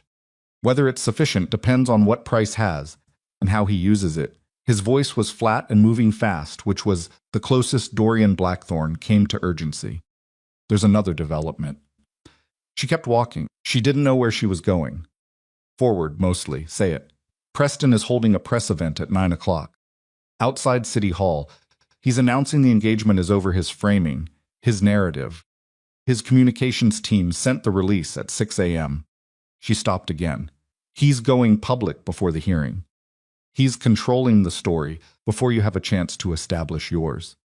She pressed her free hand against her sternum and breathed once, deliberately. "What does the release say?" "That the engagement was terminated due to irreconcilable differences in values and professional conduct. He expresses regret. He references his continued commitment to the community. A beat. He also notes, without naming you specifically, that he has been forced to take legal action to protect the integrity of agreements made in good faith. He'd filed something else, something beyond the bar complaint. What legal action? She said. His attorneys filed the cancellation penalty claim this morning. Civil suit. $200,000 in liquidated damages plus attorney fees. It's in the court system as of 7 a.m. She was moving again. She needed to keep moving. He's litigating the cancellation clause and going to the press about it simultaneously. By the time the committee hearing starts, the press event will have run. Any reporter covering the hearing will have his framing already in their notes. She thought about Marianne Whitlock at home, recovering, watching the morning news with the television too loud the way she always did. She thought about her mother seeing her daughter's name attached to a story about a broken engagement and a civil suit and a bar complaint. The particular fear that landed in her chest was different from everything else she'd felt in the last 24 hours. I need to call my mother, she said. Evelyn, 5 minutes. I need 5 minutes. She turned into a doorway alcove out of the foot traffic. I will be at the committee at 10. I will do exactly what Sandra tells me to do. But I need 5 minutes first. A pause. All right. Don't do anything until I'm in that room. I won't. I mean it. Whatever you're thinking about doing, whatever call you're considering making, whatever move you have ready, hold it until I'm sitting at that table. Evelyn, his voice was quiet. I'll hold. She hung up and called her mother. Marianne Whitlock answered on the second ring, with the voice of a woman who had already seen the morning news. Baby, she said. Just that, just the one word, in the tone that had been Evelyn's entire definition of the word home for her entire life. I'm all right, Evelyn said. Her voice cracked slightly on the second word and she resaid it. I need you to know that first. I'm all right, I saw his press thing. I know, he's lying. Yes, all of it's lying. Zur's voice had shifted from the maternal worry to something harder underneath it, the specific quality of a woman who had raised a daughter alone and survived everything that came with that and was not, in her 60s and in remission from lymphoma, going to be frightened by a politician with good hair. You know what he reminds me of? Your father. Evelyn closed her eyes for a second. Mom, same smile, same way of talking about himself in the third person, like his reputation, is a separate person he's responsible for. A pause. You didn't do anything wrong. I know. Do you? She leaned her head back against the alcove wall. I walked into something I should have seen more clearly. You tried to save my life, Marianne said. Her voice was even and direct in the way it always was when she was saying something she'd already decided to say. Don't you dress that up as a failure. Don't you dare. Evelyn pressed her mouth together for a moment. I have a hearing at 10. Go, I'll call you after. You better a beat. Evelyn, yeah. Whoever paid for my treatments. She went still. I don't know who that was, her mother said carefully. And you don't have to tell me. But whoever it was, they did it without asking for anything back. In my experience, that's not nothing. She couldn't speak for a moment. Go to your hearing, Marianne said, and then we'll talk. She hung up. She stood in the alcove for another 60 seconds, letting her pulse settle, letting the specific pressure behind her eyes do whatever it needed to do before she walked back out into the morning and became again the version of herself that was going to need to be very sharp in approximately 2 hours. Then she walked out. The Bar Association's Professional Conduct Committee met in a building 4 blocks from the courthouse, a place Evelyn had been in twice before on behalf of clients, never on behalf of herself. The waiting area had the specific quality of institutional spaces designed to communicate seriousness without being openly threatening, gray carpet, framed credentials on the walls, chairs that were functional but not comfortable. Sandra Park was already there when Evelyn arrived at 9:40. Sandra was 51, Korean-American, and had the kind of compact professional authority that made rooms rearrange themselves without fanfare. She had her briefcase open on the chair beside her and was reading something on a tablet with the focused attention of someone finishing final preparation. She looked up when Evelyn walked in, assessed her in about 2 seconds. You slept some, a little. Good enough. She closed the tablet. Price is already inside. He was here when I arrived at 9:15. Course he was. Fitch is running the panel. 2 additional members, I know one of them. She's fair. The other is newer, which means he'll be more deferential to Fitch's red. Sandra stood, straightened her jacket. The structure is going to be, they present the complaint's specific allegations. We respond to each in order, and then they open to questions. Price will be seated to the side. As an independent observer, theoretically, he speaks only if invited. In practice, Fitch may invite him to speak, and if he plays a recording, Sandra's expression didn't change. Then we deal with it when it happens. Right now, it's evidence he may or may not have, and we don't confirm or deny the conference room conversation unless it comes up. It'll come up probably. Let it come from them. She looked at Evelyn steadily. You're very good at depositions. Think of this as a deposition where you're the witness. Answer what's asked. Don't fill silence. I know how to do this. I know you do. I'm reminding you because it's different when it's your license on the line. A beat. Ready? Evelyn straightened. Yes. They went in. The committee room was smaller than she'd expected, and more crowded. Fitch sat at the center of a long table with 2 other committee members flanking him. A stenographer was positioned to one side. Price sat in a chair against the wall, not at the table, but close enough. He had a leather portfolio on his knee and a neutral expression that she read, now that she knew what she was looking at, as the practiced blankness of someone who is recording and does not want to appear to be. She sat across from the committee. Sandra sat beside her. Fitch opened without preamble. Ms. Whitlock, thank you for coming in on short notice. This proceeding is recorded for the committee's records. You're not under oath in a legal sense, but statements made here carry professional weight and will be included in the investigation file. Do you understand? Yes. The complaint filed yesterday by Mr. Preston Caldwell's legal representatives contains 3 primary allegations. He opened a folder. First, that your professional conduct in your role as legal counsel to Dorian Blackthorne constitutes a pattern of facilitation of business activities with known legal exposure. Second, that you disclosed privileged or confidential information obtained through your professional position during a meeting with Mr. Caldwell on the afternoon of the complaint date. Third, that the totality of your professional conduct represents a sustained conflict of interest that has compromised your fitness to practice. He looked up. Miss Park, does your client wish to respond? She does, Sandra said, and we have documentation to support each response.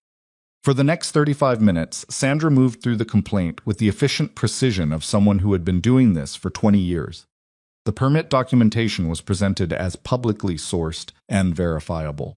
The Aldrin Medical Initiative transfer records were entered into the proceeding with a sourcing statement that Sandra had drafted, carefully connecting the foundation to Dorian's holdings without characterizing the connection in ways that could be used adversarially. The response to the conflict of interest allegation was built on 4 years of documented professional conduct, with a record that contained no prior complaints and no disciplinary history.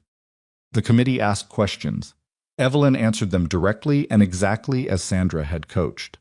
She felt, through most of it, the specific operational calm of someone who is performing a high-stakes task they have prepared thoroughly for present in the room, focused on each question, not allowing herself to think about what was still pending. Then Fitch turned to Price. Mr. Price, do you have anything to add to the committee's understanding of the evidence base? Price uncrossed his legs, opened his portfolio. Yes, I do. He removed a printed document and set it on the table in front of Fitch without getting up. One of the committee staff carried it to the table. Fitch looked at it. His expression shifted not dramatically, but enough. This is a transcript, Fitch said. A partial transcript, Price said.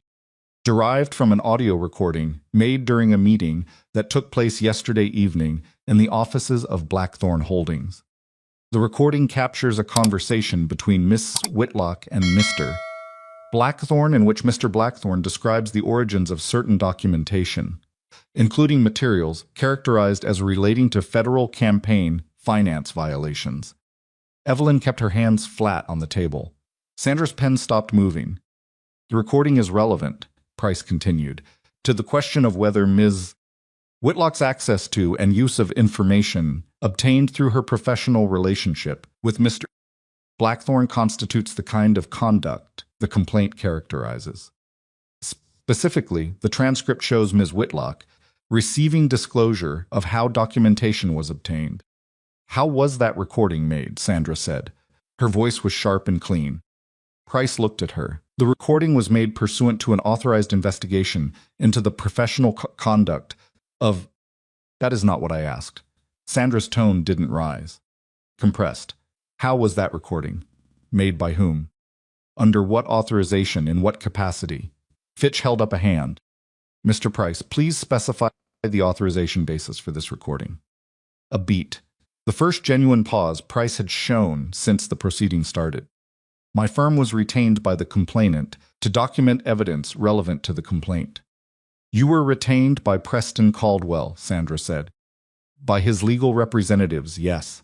And you attended the meeting at Blackthorne Holdings last evening. In what capacity?" "You were introduced as a representative of the firm's insurance carrier." The room went quiet in a specific way. Fitch looked at Price. Price looked at Sandra. Your introduction was a misrepresentation of your identity and purpose," Sandra said. "You entered a private professional meeting under a false pretense, during which you made a recording without the consent of the parties present. In this state, recording a private conversation without the consent of all parties is a violation of two-party consent law.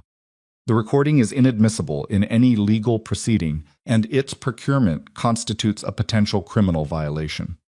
She let that land. Then she looked at Fitch. "The committee should also be aware that the recording, having been obtained through deception in the offices of an ongoing legal representation, may constitute unauthorized access to privileged attorney-client communications. Introducing it into this proceeding would expose the committee to a significant procedural challenge." Fitch set the transcript down. He looked at it for a moment. Then at Price. Then at Sandra. "Mr. Price," he said, "I'm going to ask you to step out while the committee addresses this question." Price's jaw was tight. He gathered his portfolio and stood. He walked past Evelyn's chair on the way to the door. She didn't look at him. She was too busy managing her breathing to look at anything that wasn't the middle distance. The committee recessed for 11 minutes. Evelyn and Sandra sat in the waiting area, while Evelyn drank water from a plastic cup, and Sandra made 2 phone calls she conducted in a low, rapid voice that Evelyn couldn't fully follow, but that had the cadence of someone establishing positions quickly. When they were called back in, Fitch had a different expression than he'd entered the morning with. "The committee has determined that the recording and the associated transcript cannot be entered into evidence in this proceeding," he said. "The procurement method raises sufficient procedural and legal concerns to preclude its use. We have also determined that Mr. Price's role in this proceeding involves a conflict of interest that disqualifies him from serving as an independent observer." Sandra nodded once precisely. "On the basis of the documentation provided and the committee's review of Miss Whitlock's professional record," Fitch continued, "we are suspending the expedited review process. The complaint will proceed through standard channels, which carry a substantially longer timeline and a different evidentiary standard. Ms. Whitlock, your practice authorization is not suspended pending this review." He paused. "The standard process typically takes 8 to 12 months. You are free to continue practicing during that period." Evelyn exhaled, not dramatically, just once quietly through her nose. "Thank you," Sandra said. They stood. They shook hands with the committee members. They walked out into the hallway. Sandra waited until the door closed behind them. Then she leaned against the wall, tilted her head back, and said, "Price." "Yeah." He walked into a 2-party consent state with an illegal recording and tried to submit it in a formal proceeding. Preston was counting on the committee not pushing back on the authorization question, Evelyn said. He expected the recording to move fast enough that the consent issues wouldn't get raised until after it had done its damage. He miscalculated. He's been miscalculating since yesterday afternoon. She picked up her bag. He's going to escalate. Yes, Sandra straightened. Which is why you need to think about what you have and how you use it. The civil suit is still live. The cancellation penalties are still on the table. I know, Evelyn. Sandra looked at her directly. You have a client who has federal campaign finance documentation on the man suing you. That documentation is already in motion with the commission. Question is whether the civil suit stays, live long enough to cause damage before the federal process creates sufficient pressure to make it disappear. How long does the civil suit take to cause damage? In practical terms, the filing is already public, already in press coverage. His framing from this morning's press event is already out there. She paused. The damage from the suit isn't the judgment. It's the narrative while the process runs. She understood. The civil suit was designed to keep her name attached to a story about broken agreements and professional conduct questions for as long as possible through the campaign season, through any coverage of Preston's political activities, through every professional event and public appearance she made in the next 12 to 18 months. She pulled out her phone. She had 3 missed calls from a number she didn't know, and 1 text from Marcus Webb that said simply, "Conference room. When you're out." She showed it to Sandra. Sandra read it. "Go. You're not coming? You don't need me for whatever that is." She picked up her briefcase. "Call me when you know what the next move is." Evelyn walked out of the building and into the late morning with the specific quality of a person who has just survived one thing and is already looking at the shape of the next. Marcus was waiting in the lobby of Blackthorn Tower when she arrived. He put her in the elevator without speaking and rode up with her and walked her to the conference room and opened the door. Dorian was there. So was a woman Evelyn didn't recognize, late 40s, dark suit, the specific bearing of someone accustomed to institutional authority. She had a federal ID clipped to her jacket lapel. "Evelyn Whitlock," Dorian said. "This is Deputy Assistant Director Claire Okafor. She's with the Federal Bureau of Investigation's Public Corruption Unit." Evelyn sat down. She looked at Okafor. "You're not from the Campaign Finance Commission?" "No." Okafor's voice was level and direct. "The referral filed with the commission last night flagged a pattern that overlaps with an existing investigation our unit has been running for 14 months. The commission forwarded the material to us this morning." She paused. "We've been looking at Preston Caldwell's development network. Your referral," she looked at Dorian, "briefly provided documentation that fills several gaps in our existing case file." Evelyn looked at Dorian. He held her gaze. 14 months, she said. "The FBI has been investigating Preston independently," Dorian said. "I didn't know the extent of it until this morning." She looked back at Okafor. "What does this mean for the civil suit?" "That's outside our jurisdiction. What's inside our jurisdiction is the question of whether Mr. Caldwell's development activities, his campaign financing, and potentially his engagement agreement with you constitute a pattern of conduct we're interested in examining." Okafor folded her hands on the table. "Ms. Whitlock, we'd like to speak with you formally. As a witness. When? Today, if possible." She breathed.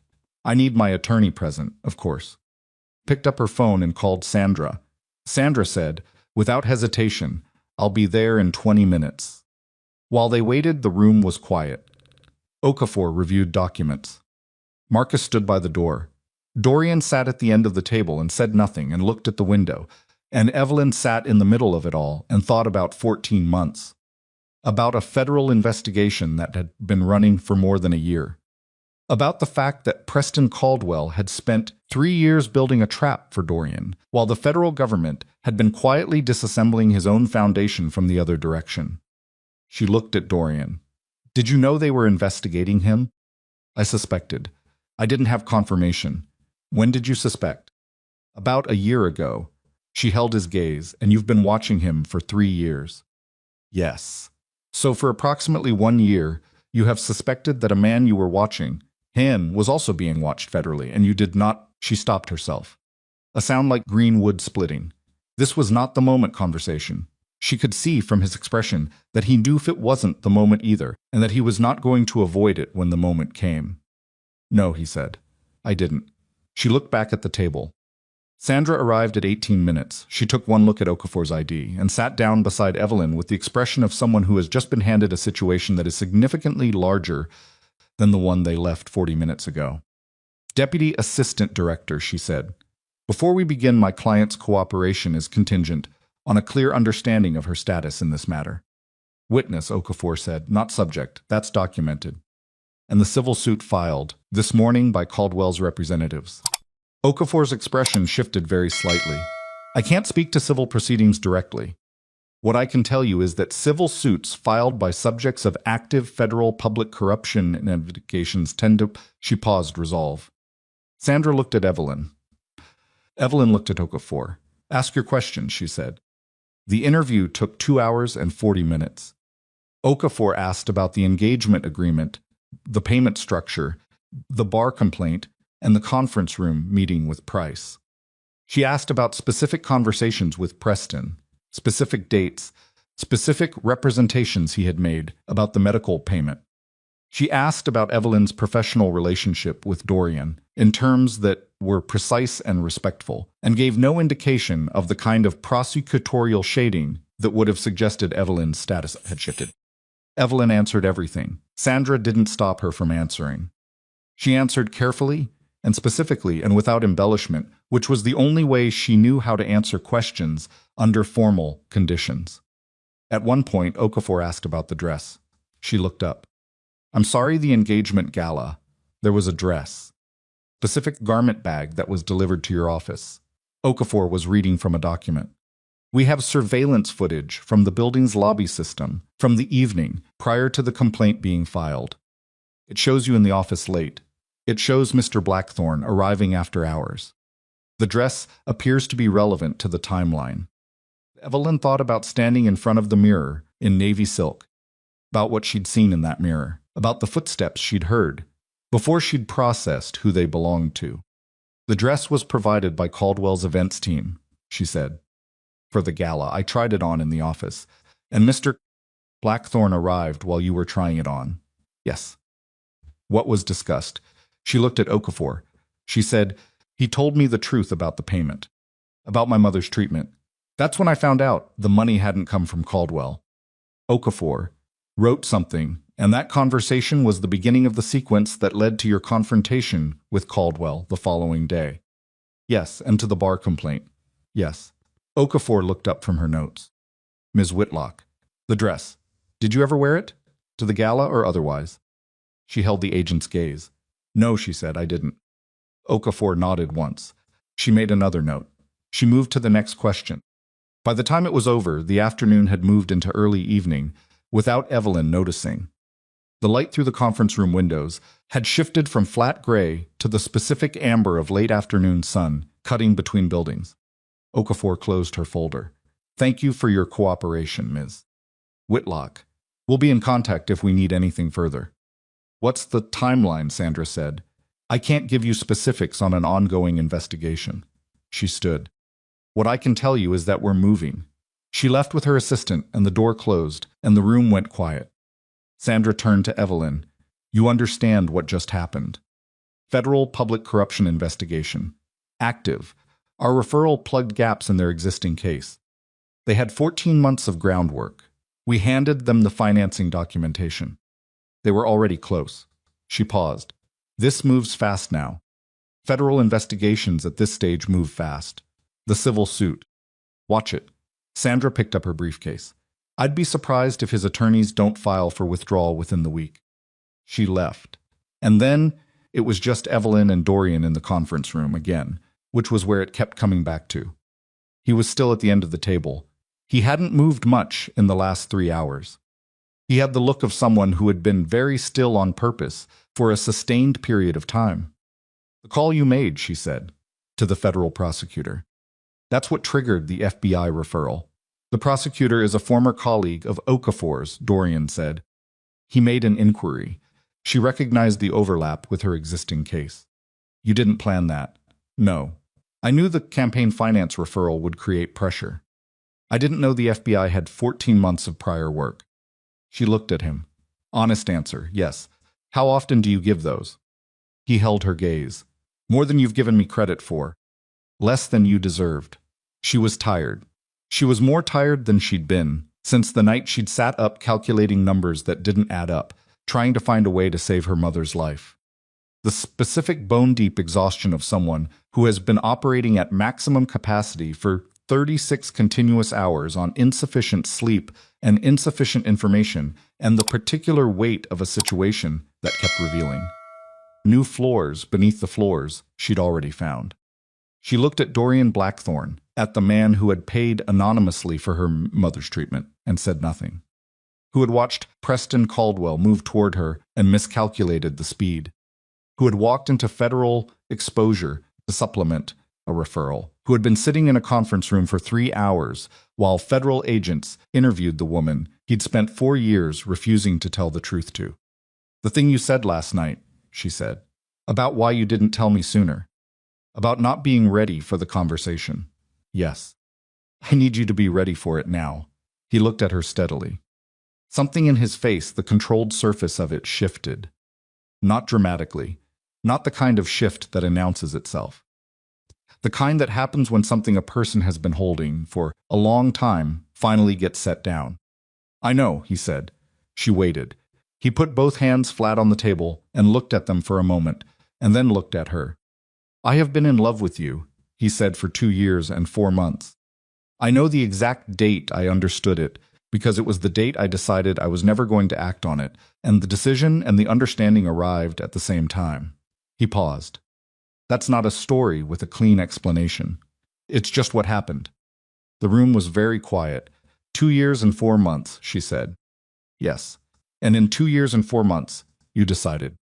I decided that I was not going to use what I felt to make you feel that you owed me something. I was not going to use my position. I was not going to use the foundation. I was not going to use anything I had to make you choose me." He held her gaze. "I've watched people use love as a mechanism my entire adult life. I know what it produces. I wasn't going to do that to you." She thought about the dress in the garment bag, about the mirror and what she'd seen in it, about a man who walked through a door at 9 o'clock at night and said 3 words that had been building in him for over 2 years. "And Preston," she said. "Preston was never about politics." His voice went flat. "He got to you because I'd spent 2 years making sure I wasn't close enough to see him coming." She breathed. "That's the part that's your fault," she said. "Yes. Not all of it. But that part. Yes." He didn't flinch from it. "That part is mine." She stood up. She walked to the window. The city was still out there, doing what it always did, entirely indifferent to everything that had happened in this room and the rooms adjacent to it in the last 36 hours. She pressed her palm flat against the glass and felt the cold of it. "I need to go home," she said. "I need to sleep for approximately 12 hours. And then I need to see my mother." She paused. "And then I need to figure out who I am on the other side of all of this. Because I'm not entirely sure I know yet." She heard him stand. She didn't turn around. "Evelyn." "Not tonight, Dorian." Her voice was quiet. "I'm not saying no. I'm saying I need tonight to just be tonight, before anything else gets decided." Pause. Long enough to contain the weight of 2 years and 4 months. "All right," he said. She picked up her coat and her bag. She walked to the door. She stopped with her hand on the frame, the same frame again, and she thought about how many times in the last 3 days she'd stood in a doorway, trying to figure out what came next.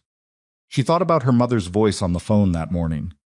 Whoever it was, they did it without asking for anything back. Turned around.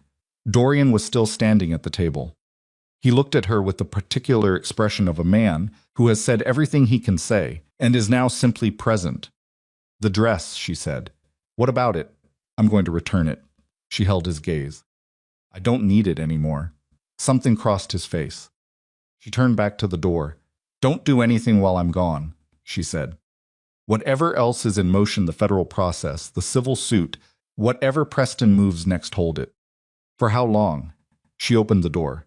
"Until morning," she said.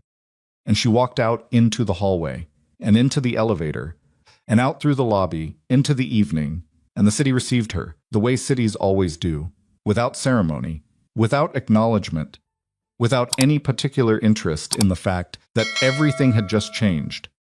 Preston Caldwell still had his civil suit and his press narrative, and whatever moves remained to him. The federal investigation was moving, but federal investigations moved on their own timeline, regardless of what anyone needed from them. The bar complaint was still in the system. The dress was still in the garment bag in her office. Nothing was over. But for the first time in 36 hours, she could see the edges of the thing she was inside, could see that it had edges, that it was finite, that there was a shape to it, and she was beginning to understand the shape. She walked home. The evening air was cold and smelled like the city, and she breathed it and kept walking. And somewhere behind her in a tower, 43 floors up, a man who had loved her in silence for 2 years and 4 months watched the window and held. And 3 blocks away, in her office garment bag, a navy silk dress hung in the dark unworn, waiting to be returned to the man who had never deserved to put it on her in the first place. She slept for 11 hours. Not peacefully asleep after that kind of sustained pressure rarely is. She woke twice, once at 2 in the morning, with her heart going too fast for no reason she could identify, and once at 4:30 when a car alarm on the street below ran for 90 seconds before stopping. But she slept, and when she finally came fully awake at 7:15, with gray morning light coming through the curtains she hadn't fully closed, there was something different in the quality of the day. Not better exactly, not resolved, but different in the way the air is different after a storm has finished, still heavy, still carrying the evidence of what it has just done, but no longer in the act of doing it. She lay still for a moment and took stock. The federal investigation was running. The bar complaint was in standard process, which meant 12 months minimum and no suspension. The civil suit was live. Preston Caldwell was still out there with his press narrative and his remaining resources and whatever moves he had left. Dorian Blackthorne was 43 floors up in a building 12 blocks away, having said 2 years and 4 months, having said I know the exact date. She got up. She made coffee. She stood at her kitchen window and drank it and watched the street below where ordinary morning things were happening. A woman walking a dog. A delivery truck double parked. 2 men in construction vests moving with the particular unhurried purpose of people who have a long day ahead of them and know it. She called her mother at 7:45. Marianne Whitlock answered on the first ring, which meant she'd been awake for a while. "How do you feel?" her mother said. "Like I slept 11 hours. "That's not an answer, I know." Evelyn looked at the street. "I feel like I'm standing on the other side of something. I'm not entirely sure what the other side looks like yet." Her mother was quiet for a moment. "You coming today?" "Yes, after I handle a few things. Bring food. Something real, not that salad situation you brought last time." Despite everything, she smiled. "Okay. And Evelyn?" "Yeah. Last night I looked up that foundation. The Aldrin thing. It's been in the news this morning, something about a federal investigation, Caldwell's name attached to it." A pause. "The foundation funded 12 other families last year. The website's old and plain, and there's no donor name anywhere on it." Evelyn said nothing. "Whoever set that up," Marianne said, "set it up so nobody would ever know who to thank. That's a particular kind of person. I know. Does he know that I know?" "Not yet." "All right." Her mother's voice settled. "Come when you're ready. I'll be here." She hung up and stood with the empty coffee mug and thought about what kind of person builds something specifically so that no one ever knows to thank them, and what that costs over time, and what it means about the person who built it. Then she put the mug in the sink and got dressed and went to handle the few things. The first thing was the garment bag. She picked it up from her office, where it had been hanging on the back of the door since the night she'd put it back in its bag and gone home and had the conversation that changed everything. The dress inside it was still navy, still silk, still beautiful, in the way expensive things made for specific purposes tend to be. Carried it out of the building without ceremony and took a cab to Preston's building. She didn't go up. She gave the bag to the lobby attendant with Preston's name on a card and a note that said only returned. No alterations needed. She stood on the sidewalk outside for a moment after. The building was glass and steel, and about 40% of its lobby was visible from the street, the kind of architectural transparency that was designed to communicate openness while actually communicating impenetrability. She'd walked through those doors 2 days ago, with a ring in her pocket and a plan that she'd believed was solid, and the plan had been solid in the ways that plans built on incomplete information tend to be solid right up to the moment it wasn't. She thought about what Sandra had said. The damage from the suit isn't the judgment. It's the narrative while the process runs. She thought about Preston at his press event yesterday morning. Practiced regret. The third-person relationship with his own reputation. She thought about what her mother had said about her father. Same smile. She turned and walked away. The second thing was harder. Sandra called at 9:15 with an update that Evelyn had been half expecting and half dreading in equal measure. Preston's attorneys had filed a motion to expedite the civil suit, which was aggressive and procedurally unusual, and would require a response within 10 days. Sandra's read was that the motion was designed to force a settlement conversation before a federal investigation created enough pressure to make the suit untenable that Preston's legal team understood. The window for leverage was closing and was trying to extract something before it shut. He wants money, Sandra said, or a public statement. Something that lets him say the engagement dissolved for mutual reasons rather than because he committed fraud. He's not getting either, I know. I'm just telling you the strategy. A pause. The motion will be denied. The procedural basis is weak. But the filing creates another news cycle. Let it. Evelyn, let it run. She was walking as she talked, moving through the city the way she'd been moving through the city for 3 days forward. Mostly because forward was the only direction that led anywhere. His narrative has a shelf life. The federal investigation doesn't. Sandra was quiet for a moment. Okafor called me this morning. She stopped walking, and she can't give me specifics. But she indicated that the pace of the investigation has accelerated. She used the word significantly. She also said that people in Preston's professional network have been cooperative with their inquiry. Cooperative meant his associates were talking. Cooperative meant the people who had facilitated the permit manipulations, who had processed the Cayman transfers, who had expedited the OPR referral. Those people had looked at a federal investigation and made calculations about where their interests lay. How long, Evelyn said. Okafor didn't say. But significantly accelerated plus cooperative usually means months, not years. She stood on the sidewalk and breathed. All right, she said. Tell me what I need to do on the civil suit motion. Sandra told her. It took 8 minutes and involved 3 specific documents Evelyn needed to pull from the original agreement and a timeline of communications that Sandra's office would compile. Evelyn wrote it down in the Notes app on her phone, the way she wrote everything down specifically, completely, without trusting her memory with anything that mattered enough to lose. When Sandra finished, she said one more thing. Say it. Blackthorn's attorneys reached out to my office this morning.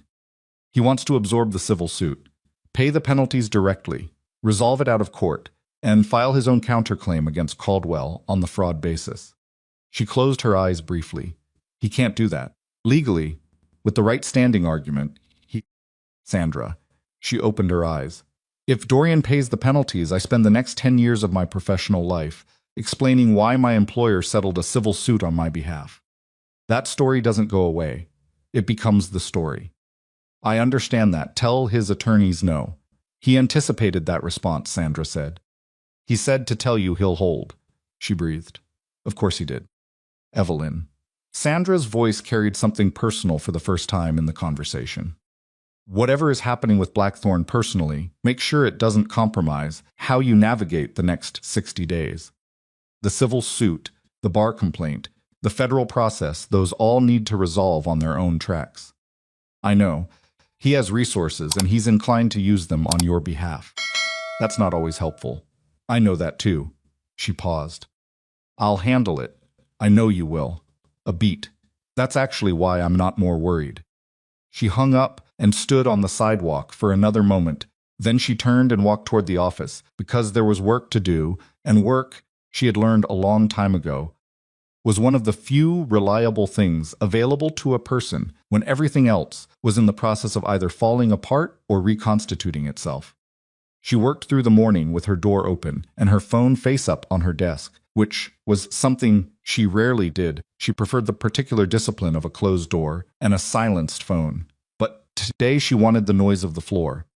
The sound of other people doing ordinary professional things, the specific texture of a workday proceeding normally around her, even while nothing in her own situation was exactly normal yet.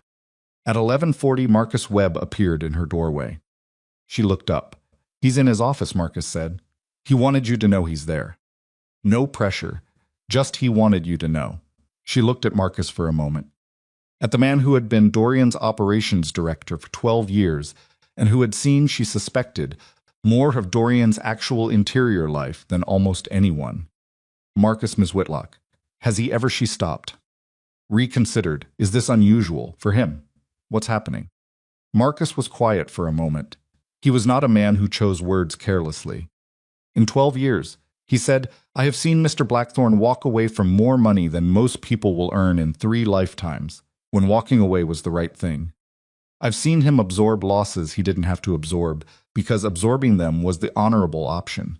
He paused. "I've never seen him want something for himself." She held Marcus's gaze. "Until now," she said. He straightened.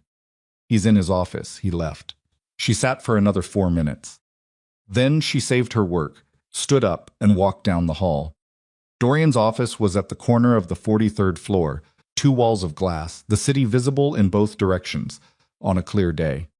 Today it was mostly clear, high thin clouds, the kind that dilute the light rather than blocking it.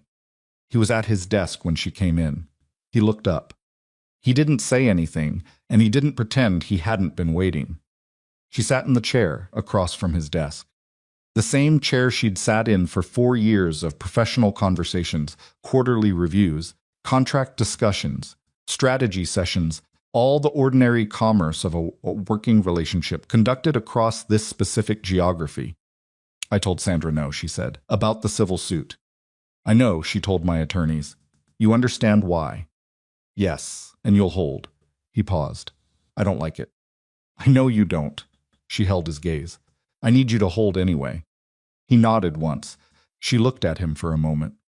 At the man behind the desk, who was both the thing she knew, the controlled, precise, professionally formidable person she had worked beside, lit, for 4 years, and something she was still learning to see clearly. Something she had been choosing not to see clearly, she understood now, for reasons that had made sense at the time, and made less sense the more honestly she examined them. 2 years and 4 months, she said, yes. What was the date? He held her gaze steadily. March 14th, 3 years ago. You were in the conference room at 11 at night, finishing a contract dispute resolution that should have taken 3 attorneys a full week, and you'd done it in 4 days by yourself. I brought you coffee because you'd been there since 7 in the morning, and I didn't want to send someone else. A pause. You looked up when I put the cup down and said, thank you, without looking at it, because you were still reading. And I stood there for about 20 seconds before I figured out I needed to leave the room. She didn't look away from him. That's a very specific memory. I've had 2 years and 4 months to be specific about it. She breathed once, and you decided that same night. I decided I wasn't going to do anything with it, yes, because you worked for me, because I understood what mixing that kind of power differential with that kind of feeling produces. He paused. I'd seen it produce bad things. In your line of work.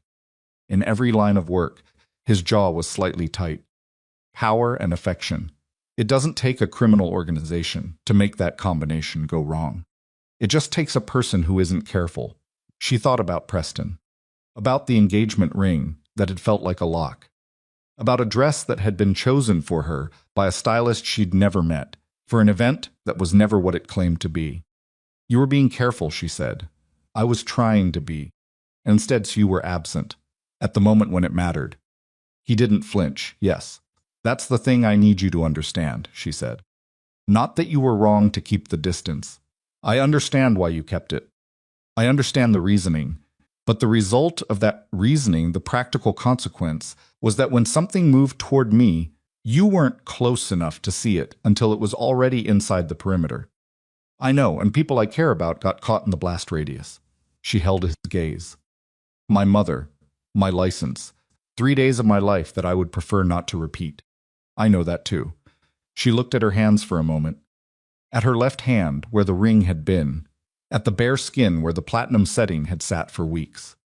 I'm not angry at you, she said. I want to be clear about that. I've assessed the anger situation, and what I'm finding is not anger. Something more complicated than anger and less comfortable than forgiveness. She looked up. I'm finding that I need time to understand what I actually want. Not what I'm choosing because I'm grateful, and not what I'm avoiding because the situation is complicated. What I actually want. Dorian was quiet. I can work with that, he said. I don't need you to work with anything. I need you to hear it. I hear it. She stood up. She walked to the window, his window, the view she'd seen 100 times from the wrong side of his desk, and looked out at the city.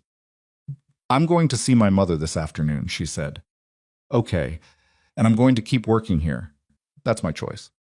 Not because I owe you that, and not because leaving would be easier, because this is my job, and I'm good at it, and I'm not going to let what happened reshape my professional life more than it already has. All right. And whatever we are, she gestured slightly between them.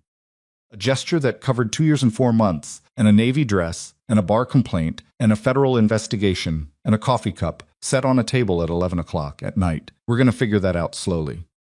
On my timeline, not on yours. Yes. And you're going to tell me things. She turned from the window. All the things when you know them. Not when you've decided. They're the right things to know at the right time when you know them. He held her gaze. Something in his expression shifted, not the controlled surface of it, but the thing underneath.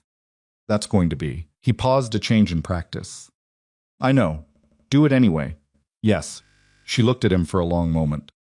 The man she'd been professionally loyal to for 4 years, and personally afraid of understanding for almost as long. At the man who had paid $240,000 anonymously and then built a wall between himself and the woman he'd done it for, because the wall was the only way he knew to be sure that the money was a gift rather than a chain. The foundation, she said. The other families. 12 last year. 17 the year before. Does anyone know it's yours? The administrative structure knows, the legal team. A pause. Nobody else. You should leave it that way. Something almost crossed his face. Almost, I intended to. She nodded. Okay.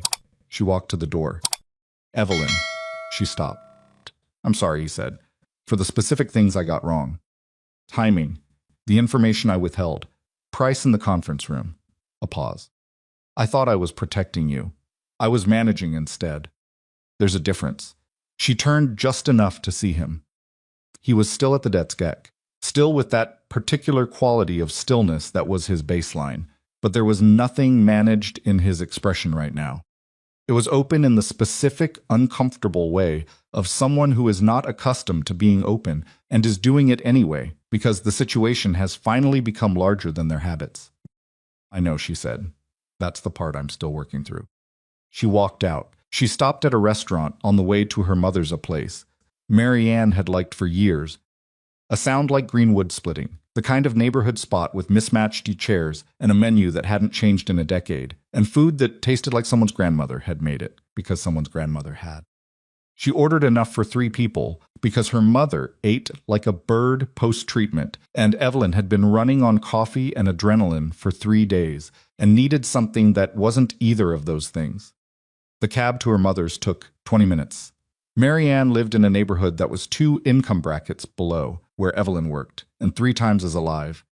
Splitting, and pulling up to the yellow brick building with the oak tree out front that had been losing the same branch. For 8 years always was produced in Evelyn a specific feeling she hadn't ever successfully named, something between relief and grief. Between homecoming and the awareness of how far traveled from the person she'd been when this was her whole world. Marianne was in the kitchen when Evelyn came in. She looked better than she had 2 months ago. The treatment had produced results that the oncologist described as encouraging, and the family described as something they were afraid to fully trust yet. The particular cautious hope of people who had been frightened enough to learn not to celebrate prematurely. She was wearing the yellow cardigan she'd owned since Evelyn was in high school. Her hair had come back since the treatment, thin and closer cropped than before, but there. She looked up when Evelyn came in, and her face did the thing it always did, the specific maternal assessment, fast and total, taking inventory of her daughter in the way only people who have known you your entire life can. Sit down, she said. You look like you've been running on nothing. I brought food, I can see that. Sit down. Evelyn sat. They ate at the kitchen table where they had eaten every meal of Evelyn's childhood homework spread across. One end, Marianne, correcting papers at the other, the television murmuring in the other room. The table was the same. The chairs were the same. Even the salt shaker was the same. A ceramic rooster that had been there so long it had become invisible the way permanent things do. "Tell me," Marianne said. So Evelyn told her. Not everything. Not the specific mechanics of the federal investigation or the full structure of what Dorian had held and when, but the shape of it. The engagement that had never been what it claimed to be. The bar complaint and the hearing. The conference room and Price, and what Sandra had done with the consent violation. What the federal investigation meant and what it didn't mean yet. What the civil suit was and how it was likely to resolve. Marianne ate steadily through all of it, and didn't interrupt, which was its own form of love. She'd always been like that, present and quiet during the difficult parts, holding space without filling it, trusting that Evelyn would find her way to the end of the thing she was trying to say. When Evelyn finished, Marianne set her fork down. "He's going to prison," she said. "Caldwell. I don't know that yet. Federal public corruption investigation. I watch the news, baby. I know what that means. It means possibly. It means the investigation is serious. Good." Marianne's voice was even and without theatrics. "Good." Evelyn looked at her. "You're not going to say anything about forgiveness." "Why would I say anything about forgiveness? The man manipulated my daughter using my cancer as the instrument." Marianne picked up her fork again. "Forgiveness is something I'll get to eventually. Right now I'm still in the part where I'm glad the federal government exists." Evelyn looked at the rooster salt shaker mom. The man who actually paid for your treatment." Her mother kept eating. I need to tell you who it was." Marianne set her fork down again.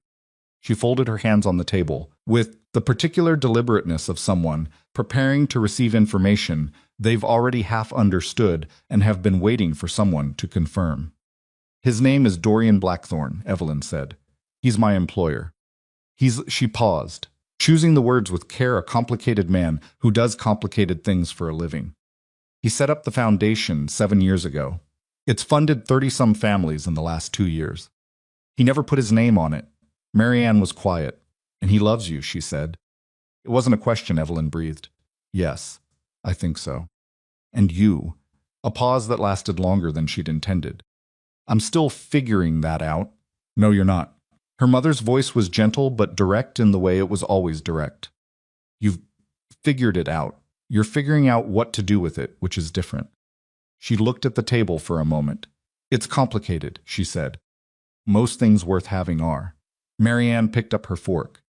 "Complicated doesn't mean wrong. Your father was simple. Look how that turned out." She almost laughed. It came out as something adjacent to a laugh breathier, with a catch in the middle that she didn't entirely control. "He should know," Marianne said. "That man. That I'm grateful." She paused. "Not because I owe him anything, because he did something real, and I want him to know that someone knows. I'll tell him." "Good." Her mother looked at her steadily. "And you should know whatever you decide about him. Whatever you figure out, you don't owe anyone your future. Not him, not me, not the version of yourself who was so scared she signed papers for a man with a bad smile." She held Evelyn's gaze. "You choose. Whatever you choose it, because it's what you want. That's the only acceptable reason." Evelyn looked at her mother. At the yellow cropped hair and the hands folded on the same kitchen table where she had done her homework for 12 years, and she thought about the woman who had ironed school blouses and worked 2 jobs and never talked about the leaving, who had survived everything that had tried to diminish her with the quiet, relentless dignity of someone who had decided survival was its own form of pride. She thought about how much of that was in her, and how much of the last several months had been her trying to honor it in the wrong direction, confusing self-sacrifice with strength, confusing desperate choices with good ones, confusing the willingness to endure with the wisdom to refuse. "I know," she said. "Good." Marianne picked up her water glass. "Now eat. You're thin." 3 weeks later, the FBI executed search warrants on 4 of Preston Caldwell's development properties and his campaign headquarters simultaneously. Evelyn read about it on her phone on a Tuesday morning, sitting at her desk on the 43rd floor, with her second coffee going cold beside her laptop. The story ran on 3 major outlets by 8 a.m. By noon, it had been picked up nationally. By evening, Preston's campaign manager had issued a statement that was a masterclass in saying nothing, using the maximum number of words, and 2 of Preston's political allies had issued statements of their own that were, as Sandra had predicted, exercises in the creation of visible distance. Preston did not issue a statement. His attorneys did. It referenced his commitment to cooperating fully with any lawful inquiry and said nothing else. Sandra called at 12:15. The civil suit. Yes? His attorneys filed for withdrawal this morning, before the warrants executed, which means they knew it was coming. A pause. It's gone, Evelyn. The suit is gone. She set down her coffee. All provisions, Sandra continued. The cancellation penalties, the non-disparagement clause, the ring valuation all withdrawn. No payment from you, no statement, nothing. She paused. He needed to clean his legal exposure before the warrants hit. You were part of the cleanup. I was an asset he needed to shed. In the least flattering possible framing, yes. A beat. In the most accurate possible framing, also yes. She sat with that for a moment. The civil suit that had been designed to keep her name attached to an ugly story for 18 months had lasted 23 days. The bar complaint was in standard process and would take its 12 months, but with no suspension and a response document that was, Sandra had said, about as strong as these things get. Thank you, she said, for the consent violation argument. In the hearing, I'd been saving that one, Sandra said dryly. Never thought I'd actually get to use it. She hung up and sat at her desk and looked out at the city, which was doing its usual thing, moving. Indifferent, enormous, carrying approximately 8 million individual situations in its current at any given moment, none of them particularly concerned with the others. She picked up her phone and texted Dorian, "Civil suit withdrawn." He replied in 40 seconds. "I know. Are you all right?" She thought about it, typed, getting there. A pause. Then, dinner tonight. Somewhere no one knows us if you want. She looked at the message for a moment.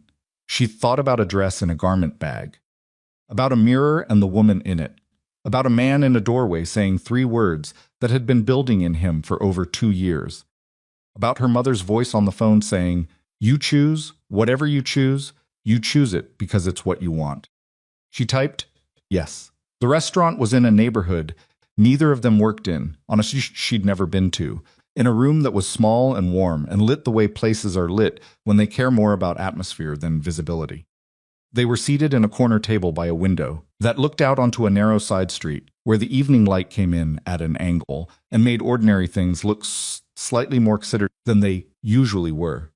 There were no cameras, no event coordinators, no press releases or biographical statements or carefully chosen photographs. There was a menu she had to read herself, and a wine she chose herself, and a man across the table who looked, in a room where no one knew who he was, almost surprisingly like a person. She said that. He raised an eyebrow, almost surprisingly. "I'm maintaining some skepticism. That's fair. It might be a permanent condition. I can work with that." She looked at him over the menu. "You keep saying that because it keeps being true." He set his menu down. Something in his expression was different than it was in the office, not softer, not less controlled, but differently calibrated. Control was still there, but it wasn't directing traffic between him and her the way it usually did. "I should tell you something."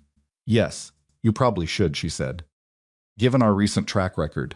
The corner of his mouth moved. The bar complaint. She set her menu down. "What about it?" "I spoke with someone on the committee's review board.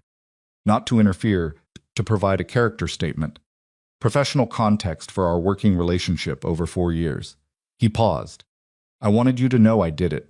She looked at him steadily. "You told me first." "Yes, before the action, not after." "Yes." She breathed once.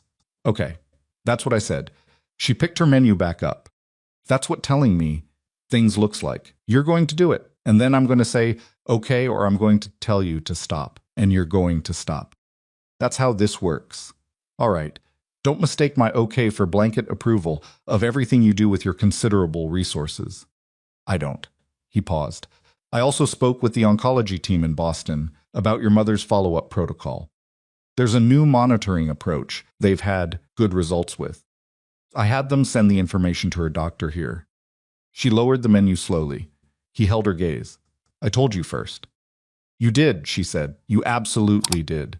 She looked at him for a long moment.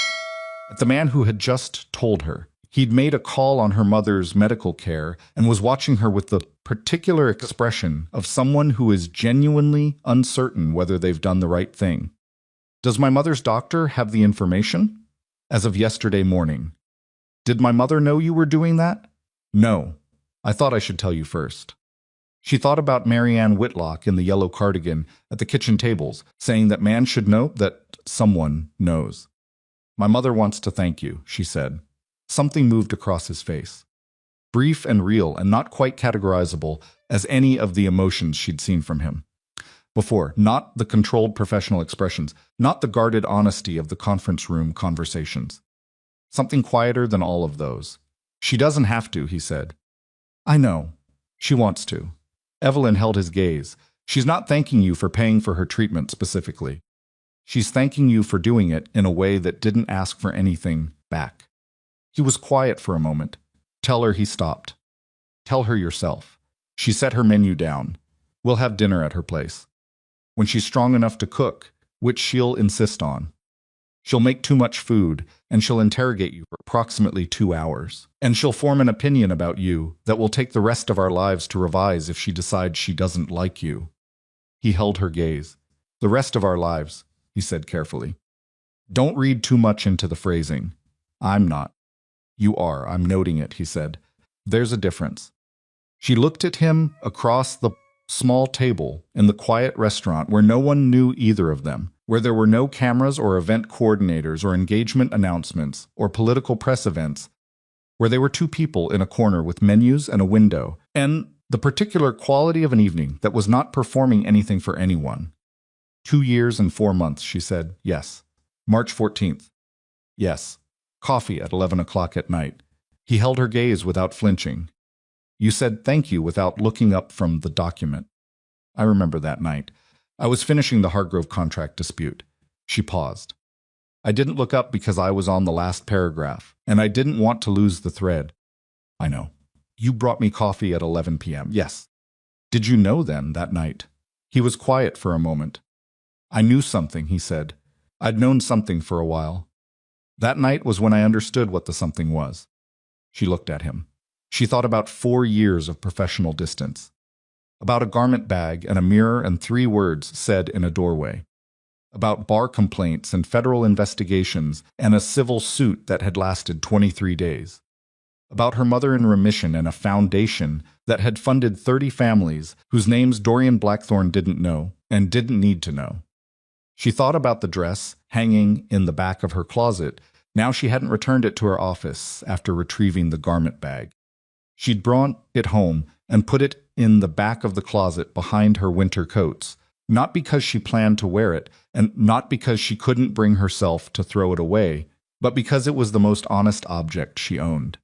A beautiful thing chosen for her by someone who wanted to use her image, that she had put on alone in an empty office and seen herself clearly in for the first time in months. She wasn't going to wear it, but she wasn't going to forget what she'd seen. I need you to understand something, she said. All right. What I'm choosing right now, this dinner, this conversation, whatever comes after, I'm choosing it because it's what I want. Not because you paid for my mother's treatment. Not because you walked into a federal investigation on my behalf. Not because of any of the things you've done in the last month. She held his gaze steadily.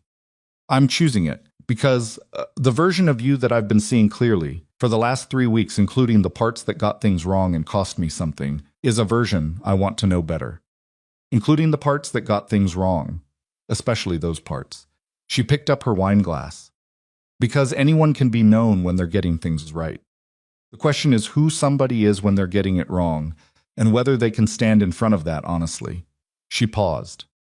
You can, that matters. He was quiet. I'm also going to be a difficult person to love, she said. I want you to know that up front. I've been professionally self-sufficient for a decade and personally guarded for longer than that, and I have opinions about everything, and I will tell you when you're wrong, and I will not make it easy. Good, he said. She looked at him. I don't want easy, he said. I've had 4 years of standing at a distance, being careful. I would like, very much, to stop being careful in your direction. She held his gaze for a moment. Then she put the wine glass down and picked up the menu again, because the food was going to come eventually, and she was, it turned out, genuinely hungry, in the specific way of a person who has been running on adrenaline and incomplete sleep for 3 weeks, and is now finally in a room where nothing is required of them except their own honest presence. Tell me something I don't know about you, she said. Not professional, personal. He thought about it. I've been to 41 countries. I don't enjoy any of them as much as I enjoy this city. Why? Because this city is honest about what it is. It doesn't pretend to be nicer than it is. He paused. I find that easier to trust. She looked at him. That's the most autobiographical sentence you've ever said. Probably. Tell me another one. He considered. I read. Fiction, mostly. I don't tell anyone because people in my professional context think it's inconsistent with the image. What are you reading now? He named a novel, a recent one, something she'd been meaning to read for months and hadn't gotten to. I have that, she said. I haven't started it. It's good. 3rd chapter is slow, but the 4th is worth the 3rd. She looked at him across the table, at the man who had 41 countries and a city he trusted, because it was honest about its nature, who read fiction in private and built anonymous foundations, and had said a woman's name in his head for 2 years and 4 months without saying it out loud. Okay, she said. Okay, what? Just she set the menu down, okay? He didn't push for more. Picked up his own menu and looked at it, and they sat together in the quiet corner of a restaurant where no one knew them, and the evening moved forward the way evenings do when they're not required to perform anything slowly, without announcement, in the direction of something that had not yet been named but was beginning, carefully, to take shape.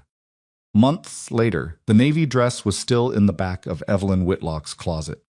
She walked past it every morning and never thought about wearing it, and sometimes, briefly, thought about the night she'd put it on the woman in the mirror, the moment before the footsteps, the 3 words said in a doorway.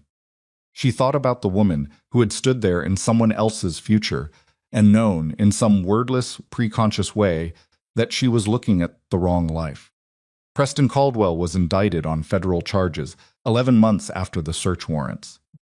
Campaign finance fraud, environmental permit fraud, wire fraud across 2 states. His attorneys negotiated the terms of the legal proceedings for 4 months before the case resolved. His political career did not survive the process. The waterfront developments were tied up in litigation for years. The carefully constructed public image he had spent 3 years building came apart with the speed that these things always come apart faster than anyone expected, in the particular way of structures that were never as solid as they looked from the outside. Marianne Whitlock cooked dinner for Dorian Blackthorne on a Sunday in November. She made too much food, as predicted. She interrogated him for close to 2 hours, also as predicted. She asked him about the foundation, and listened without comment when he explained it. She asked him what his intentions were, using that specific phrase, your intentions, in a tone that was both archaic and completely serious. He told her. She looked at him for a long moment after. Then she told him to pass the bread. It was, Evelyn understood later, as close to approval as Marianne Whitlock had given anyone outside of her immediate family in approximately 30 years. The bar complaint resolved 14 months after filing dismissed for insufficient evidence of professional misconduct, a formal finding that the complaint had been filed under circumstances adversely that reflect his complainant's good faith. Evelyn's record remained clean. Her practice authorization was uninterrupted throughout. She and Dorian did not announce anything. There was no press release, no event, no carefully staged photograph designed to serve an external purpose. There were dinners and mornings and the particular accumulation of time that happens between 2 people who have decided to know each other honestly. sealing the parts that were difficult, and the parts that took more patience than either of them had naturally, and the parts that required her to tell him he was wrong and required him to hear it. He got better at hearing it. She got better at letting him be in rooms that were hers without managing the fact of his presence. It took time. Both of those things took time. Time, it turned out, was available. She was in her office on a Thursday afternoon. Late afternoon, the light at the angle that turned the windows amber. The floor mostly quiet when she looked up from a contract review and found herself thinking about March 14th. About 11 o'clock at night. About a cup of coffee set on a table and a woman who said thank you without looking up. She thought about what it must have looked like from his side of the room. The understanding arriving, the decision arriving at the same moment. The specific quality of choosing to hold something rather than use it for 2 years and 4 months, because the holding was the only honorable thing available. She thought about what it cost to love someone that carefully and say nothing. She picked up her phone. She texted him, March 14th. I remember that night now. 3 floors up, in his office at the corner of the building, Dorian Blackthorne read the message. He read it twice, then he typed, "Do you?" She looked at the screen. She typed, "I said thank you without looking up. You brought the coffee," and stood there for a moment and then left. Pause. "Then yes, I was on the last paragraph," she typed. "I knew you were there. I didn't look up because I didn't trust myself to." The silence on the line lasted 30 seconds. "Then I know. You knew, I suspected. I preferred the version where you didn't." She sat at her desk and looked at that for a moment. Then she put her phone down and went back to the contract review, and outside the windows the amber light deepened toward evening, and the city moved below in its constant, indifferent, enormous way, and nothing announced itself, and nothing needed to. The dress stayed in the back of the closet, unworn. A reminder, not of the life that almost swallowed her, but of the moment she looked in a mirror and saw clearly enough to refuse it. She didn't need it anymore, but she kept it anyway, because some reminders are worth the space they take up.